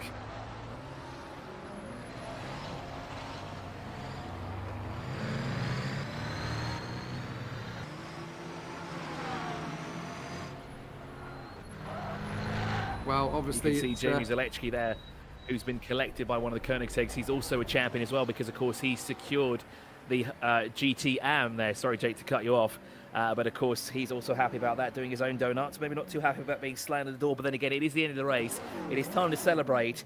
And, of course, we'll bring in all of the winners to have a quick chat with them, to go through the strategy and how it played out as well. But, Jake, that was a fantastic race from start to finish. Not many incidences, as you said. There was only the one DNF. It seemed to be quite cool and collected out there. Yeah, it certainly didn't seem like an end-of-term atmosphere of a race, did it? It was everybody very much in full concentration mode, wanting to end the season on a high note. And certainly with a few cars looking very different to how they did at the start of the season. A few teams in different cars compared to where we were. I'm looking, of course, mainly towards the Noon Racing Squad and CMS Pro, who started the year with different race cars. It's all shaken up towards the end. But Dan Kirby taking the victory in front of John Uyan. And then third position overall, it is Brian Hall. So an excellent run then from our contenders in Hypercar. It really has been sensational. We'll try and get the drivers to come through and have a nice little friendly chat with us before the end of this season is wrapped up. But VWSC 2022 really has been exceptional in the Hypercar and Hypercar AM categories, as well as GT and GT AM. We've had plenty of great battles all the way through. The victories, though, going the way of Dan Kirby in Hypercar, Ross Smith in Hypercar AM, George Angelidis in GT, and Tom Lane in GT AM. So very worthy winners across all 4 disciplines. And we're going to get some drivers into our commentary booth to wrap it up.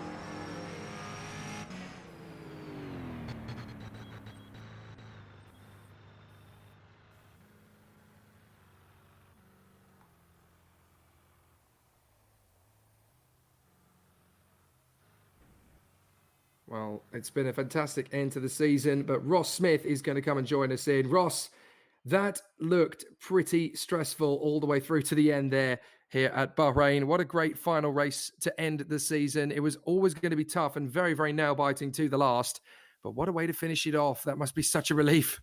Oh, nail biting is right. I'm down to my elbows just biting those suckers off.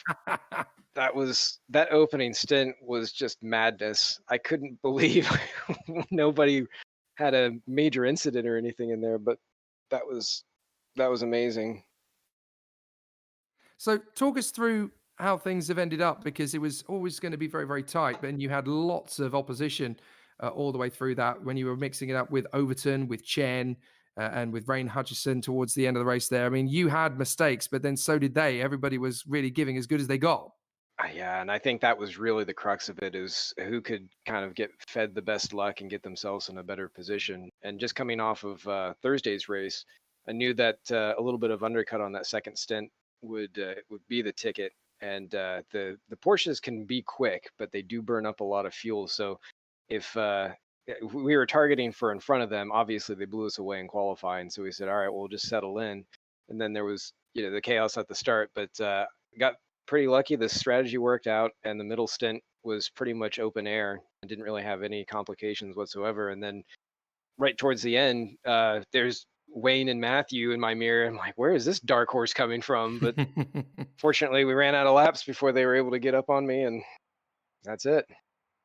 Well, a fantastic end and a terrific title victory for you. You can be very happy with the way it's played out. Congratulations, Ross, Tnad, Smith. Great job. Thanks, Jay. Thank you, guys. Right. Let's continue to natter away with various individuals and try and bring a few more contenders into the box. Be good to see if we can get Dan Kirby in the room, having had a fantastic end to the season and a pretty aggressive strategy, it has to be said. Dan Kirby coming through for the victory. Dan, what a terrific end to the year and a brilliant race victory. It was looking, I can only guess here, a little bit tight at the end there to try and keep the car on the lift and coast to keep it going. But, well, what a fantastic end to the year and what a great way to bow it out. Yeah, I had a problem in qualifying, so I had to start dead last, and I barely at the line made that one stop work. Yeah. But I'm surprised it worked so well. I mean, just how confident going into this race did you think that that one-stop strategy could actually work? Were you literally just rolling the dice and hoping it would work, or did you have enough of a comfort in knowing what the car could do on the long fuel stint to make it actually work?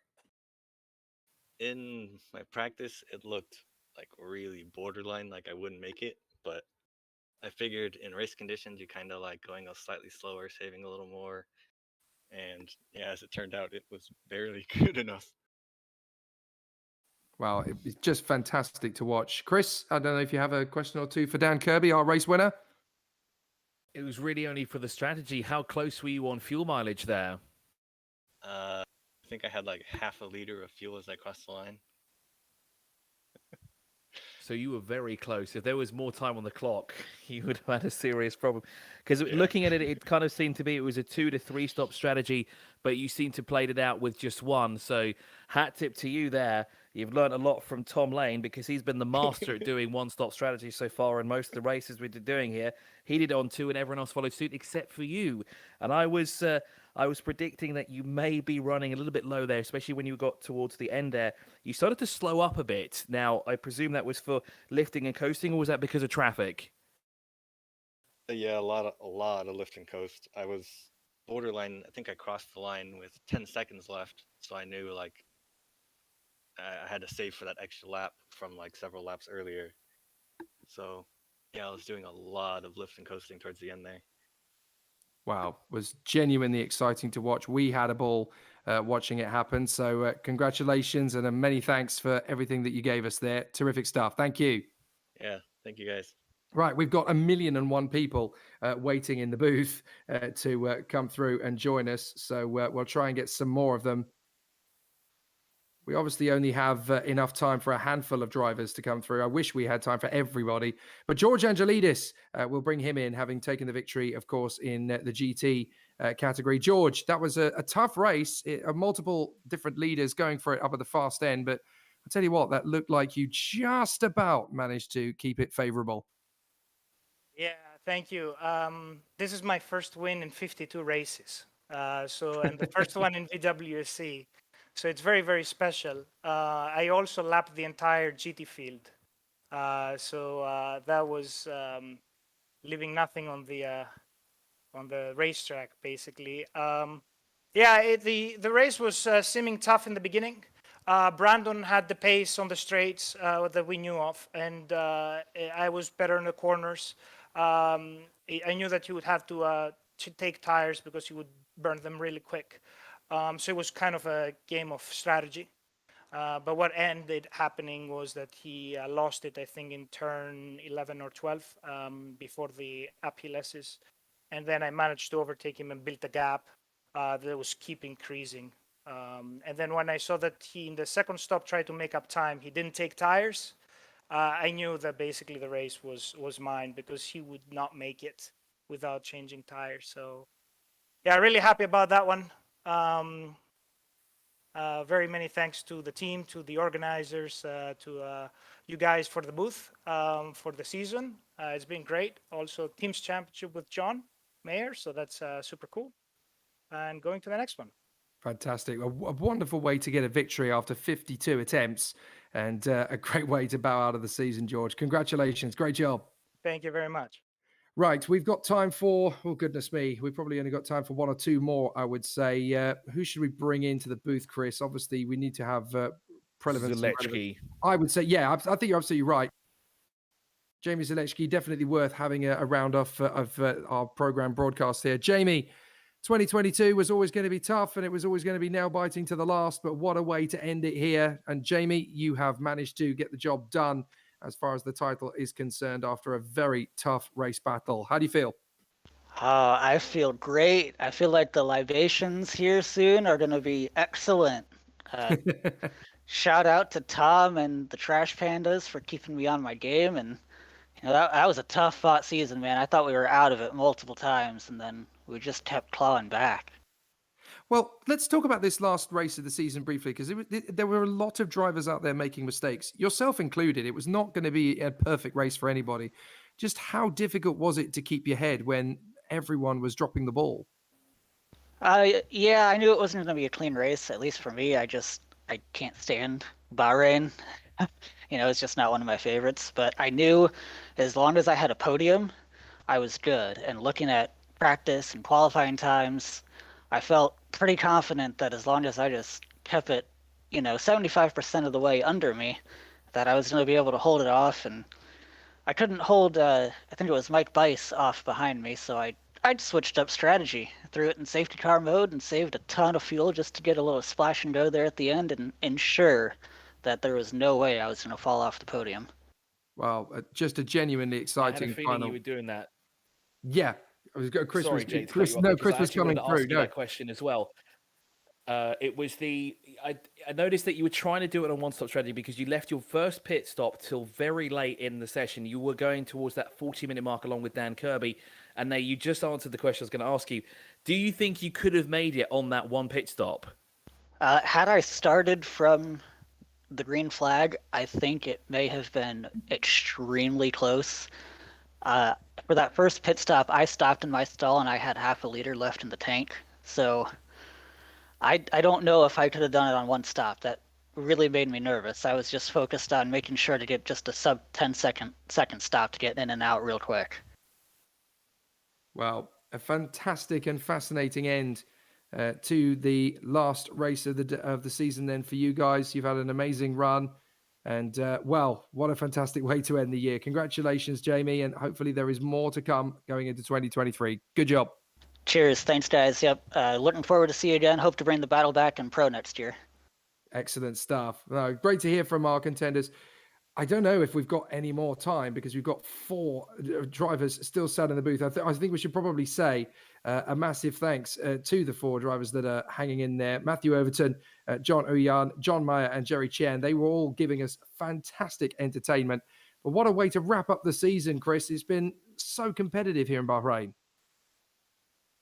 It certainly has. And to have a championship come all the way down to the final race of the season is always something that we look forward to as well, because it just makes things more interesting because there's so many things at stake, and we had so many different scenarios that could have played out. And while they didn't kind of pan out at the beginning, they still could have panned out over the course of the entire race of 120 minutes. And it took us this long to find out the champion, and it came down all the way to the wire. And what could have happened didn't happen. And, well, strategy played a very key role here as well. We saw the one-stop strategy being taken by Dan Kirby. Jamie Zalewski admitted that he was going to try and do it, but then came into the pit lane with the 40-minute mark with only a litre left of fuel. He came in about 12 minutes before the end of the race because he was sure he wouldn't actually make it on fuel. So that could have not panned out for him. But It's been a phenomenal season. It's been a lot of fun. We've had some great racing in both of the VWSC championships that we've had. Really looking forward to the next season. Thank you, Chris Milbourne, for your company this year. Hopefully, we're going to be back again with great action to come in the 2023 season. If you've enjoyed watching the Virtual World Sports Car Championship as much as we have enjoyed commentating on it, then you have already got your appetites whetted for next year. Massive thanks to the guys from Storm Gang Simulations and Champion Motorsports, as always. And of course, the guys at rFactor 2 for giving us a great platform to muck about on. We're going to get to do it all again in 2023. From myself, Jake Sanson, from my colleague Chris Milbourne, and everybody here, we hope you've enjoyed this VWSC season in 2022, and you'll want to do it all again after the winter break. Take care, everyone.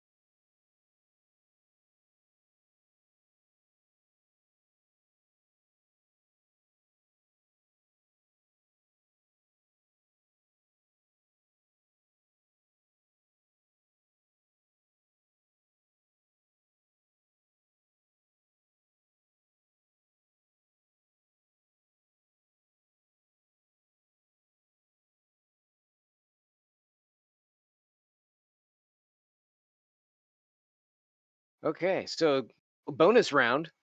We got a couple interviews left here before we move on and sign off. We've got Matthew and Overton and Jerry Chen, who took the Hypercar AM Teams Championships. Well done, gentlemen. Oh, well, thank you very much. Owed all to Jerry, who has been really working a charm on these setups. Thank you. Thank you to Matt.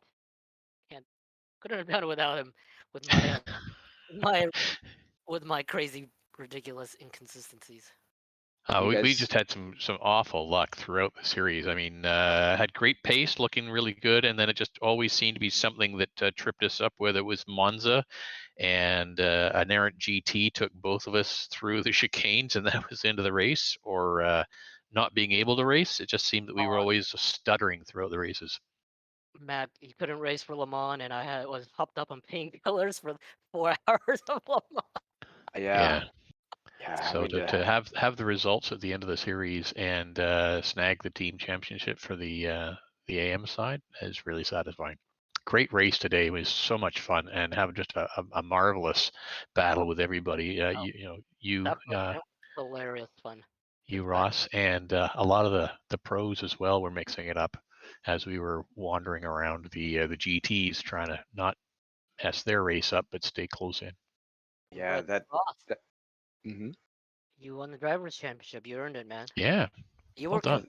all year long, so you deserve I mean, it. we were all fighting to not get it with all of our gremlins, but yes. But thank you. Yeah, I mean, you guys definitely. I mean, you made it the fight that it was. It's interesting enough because typically the team would the Flying Kiwis would be up front, and then things would happen. But I don't really remember fighting either one of you on track all that much. I mean, I feel like we were ships of the night in terms of the battling back and forth, yet we were always right there in points. Yeah. Well, this race, I mean, it was sort of, we were in and amongst each other back and forth a few times in the first 2/3 of the first stint, and then after that, we just couldn't close the gap with the fuel enough. We couldn't close enough of the gap. Yeah, the Porsche just pissed us off. Tried. I couldn't match your pit stop times, Ross. You got some crazy fast pit stops. But I was fortunate that found a setup from Guilherme that could keep it from having to do tires, and that's pretty much the only thing that In fact, I was about to say you didn't take tires, and that's a big thing as well. And while I bravely say that not taking tires or taking tires the first stint was the right decision, I look back and say, well, you don't take the chance, you'll never know what happens. Thursday, I don't believe you guys took tires the whole race, or did you? No, I did. Yeah. As you recall clearly, I made 7 laps. I didn't have to take tires. It's foggy. It's coming right off a race. I don't. Anyways, so I think we got John and George waiting for the GT team winners. Yeah, let's bring them on in here. But congrats to you guys. You've earned that poster, and it'll be coming in the mail maybe next year. We'll see if we can get this mod done quick enough. But right on. All right. Thanks very much, Good Ross. job, guys. Thank you very much. Take care. All right, so it's on to George and John, George Angelius, John Mayer, who crushed it with HPD in the GT Championship on the pros. You guys hung it out there and really put on a clinic today, especially. Yeah, thanks, Ross. Yeah, we really finally got our acts together. Yeah, that's correct. We finished 1-2 in the race, which we wanted to do for so long. It had to be on the last race of the season to do it. But yeah, so we don't go winless as a team. That's good. Yes, that one eluded you all season long. And every time he was up there, you look at championship points. There's George, in and amongst the guys at the top.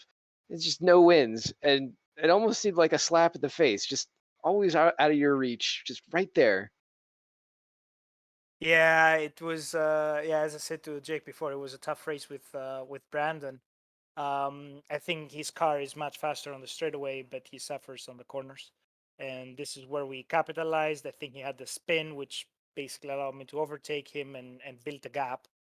And I think his Achilles heel was that he decided to make up for it by not taking tires on his stop, which at that point I kind of knew that the race was ours to lose. So after spinning with that deck that he was going, he couldn't have made it. So yeah, it was great. Got the first win and in a dominant fashion by a lap. So, but it was great to see John up there fighting and passing even Brandon. It was great. It was a great race. We had a very good car, very good feel, and it's you can't end if you want to end the season on a high. That's the best way to do it, right?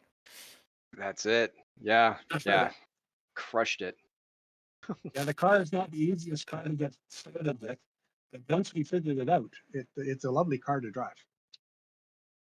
Oh yeah, I can say from personal experience through Bathurst, and I can't remember the other track that I ran it on, but it yeah, when you've got it nailed down, it's smooth as butter, and you just can feel so confident in it. Yeah, for George, sure. you know about these cars firsthand. Yeah, I do. Uh, yeah, it was a long time when I think about last year, almost like a year and a half now, we started developing those cars. So it's been, part of the Storm Gang Simulation Initiative to simulate real racing and put it together in a league environment, kind of imitating the real calendars. I mean, we're always a week ahead. I mean, next weekend is the showdown at Bahrain, the 8 hours of Bahrain in WEC. So yeah, and it was a lot of fun. We did all those hypercars. We started doing those hypercars in the old regulations where they were supposed to be based on production cars. Now, obviously, this has changed, and there is a big sports car regulation overhaul for next year, which will try to bring some of that in VWSC. Can't wait for that. It's going to be a blast.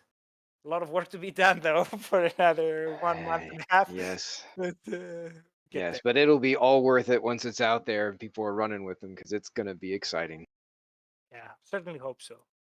And people seem to enjoy it, so that's all that matters. Well, unfortunately, it's going to be a different team setup for going into next year. As John Mayer will not be, well, he won't be on the running co-driver with you. But are there plans for an HPD GT team that John will be finding a home on? Oh, we haven't really talked about what we're gonna do for next year if John, because obviously we had the good cooperation with John, even on the historics. We were in the Mazda team, the Lucky Strike, which John collected those trophies and those tickets in a spectacular fashion. So I think he did a double there, so drivers and teams championship. You betcha. I don't know what John wants to do. I guess we will talk about what class or cars or what are we gonna do, because we have both historics coming, which are gonna be new cars, and of course the modern ones. So it's gonna be interesting to see what we're gonna do. Yeah, we're gonna have to look at the scheduling because it's my wife is starting to put some pressure on to do some other things. Yeah. Is that retirement, John, or is it just? Oh no, not retirement, but like the long series starts to get into she wants to do some more traveling. And, I see. I see. Mhm. So you may not be doing full season, basically. yeah, I might be your third driver or something like that. I'd be happy to do that, but not a full-time second driver. Well, way to go as the main part of the team for your last season, then, cranking up those trophies. Oh, it's been great. I really enjoyed it. It was fun working with you, George, Yep. and all the guys, like all the support we get, and the guys at the broadcast booth and everything. It just hats off to them all because it's been awesome. It's been a great league. Really enjoy it. What's the racing on track and the organization that definitely makes it worth the while. So hats off to you guys and everything that you've done to bring that excitement forward. So with that, that is the end officially now of the 2022 season. Keep an eye out for what's coming up next from WSC, VWSC, CMS, and the team at Storm Gang Simulation. I'm Ross Smith signing off the second time from CMS. Have a good one.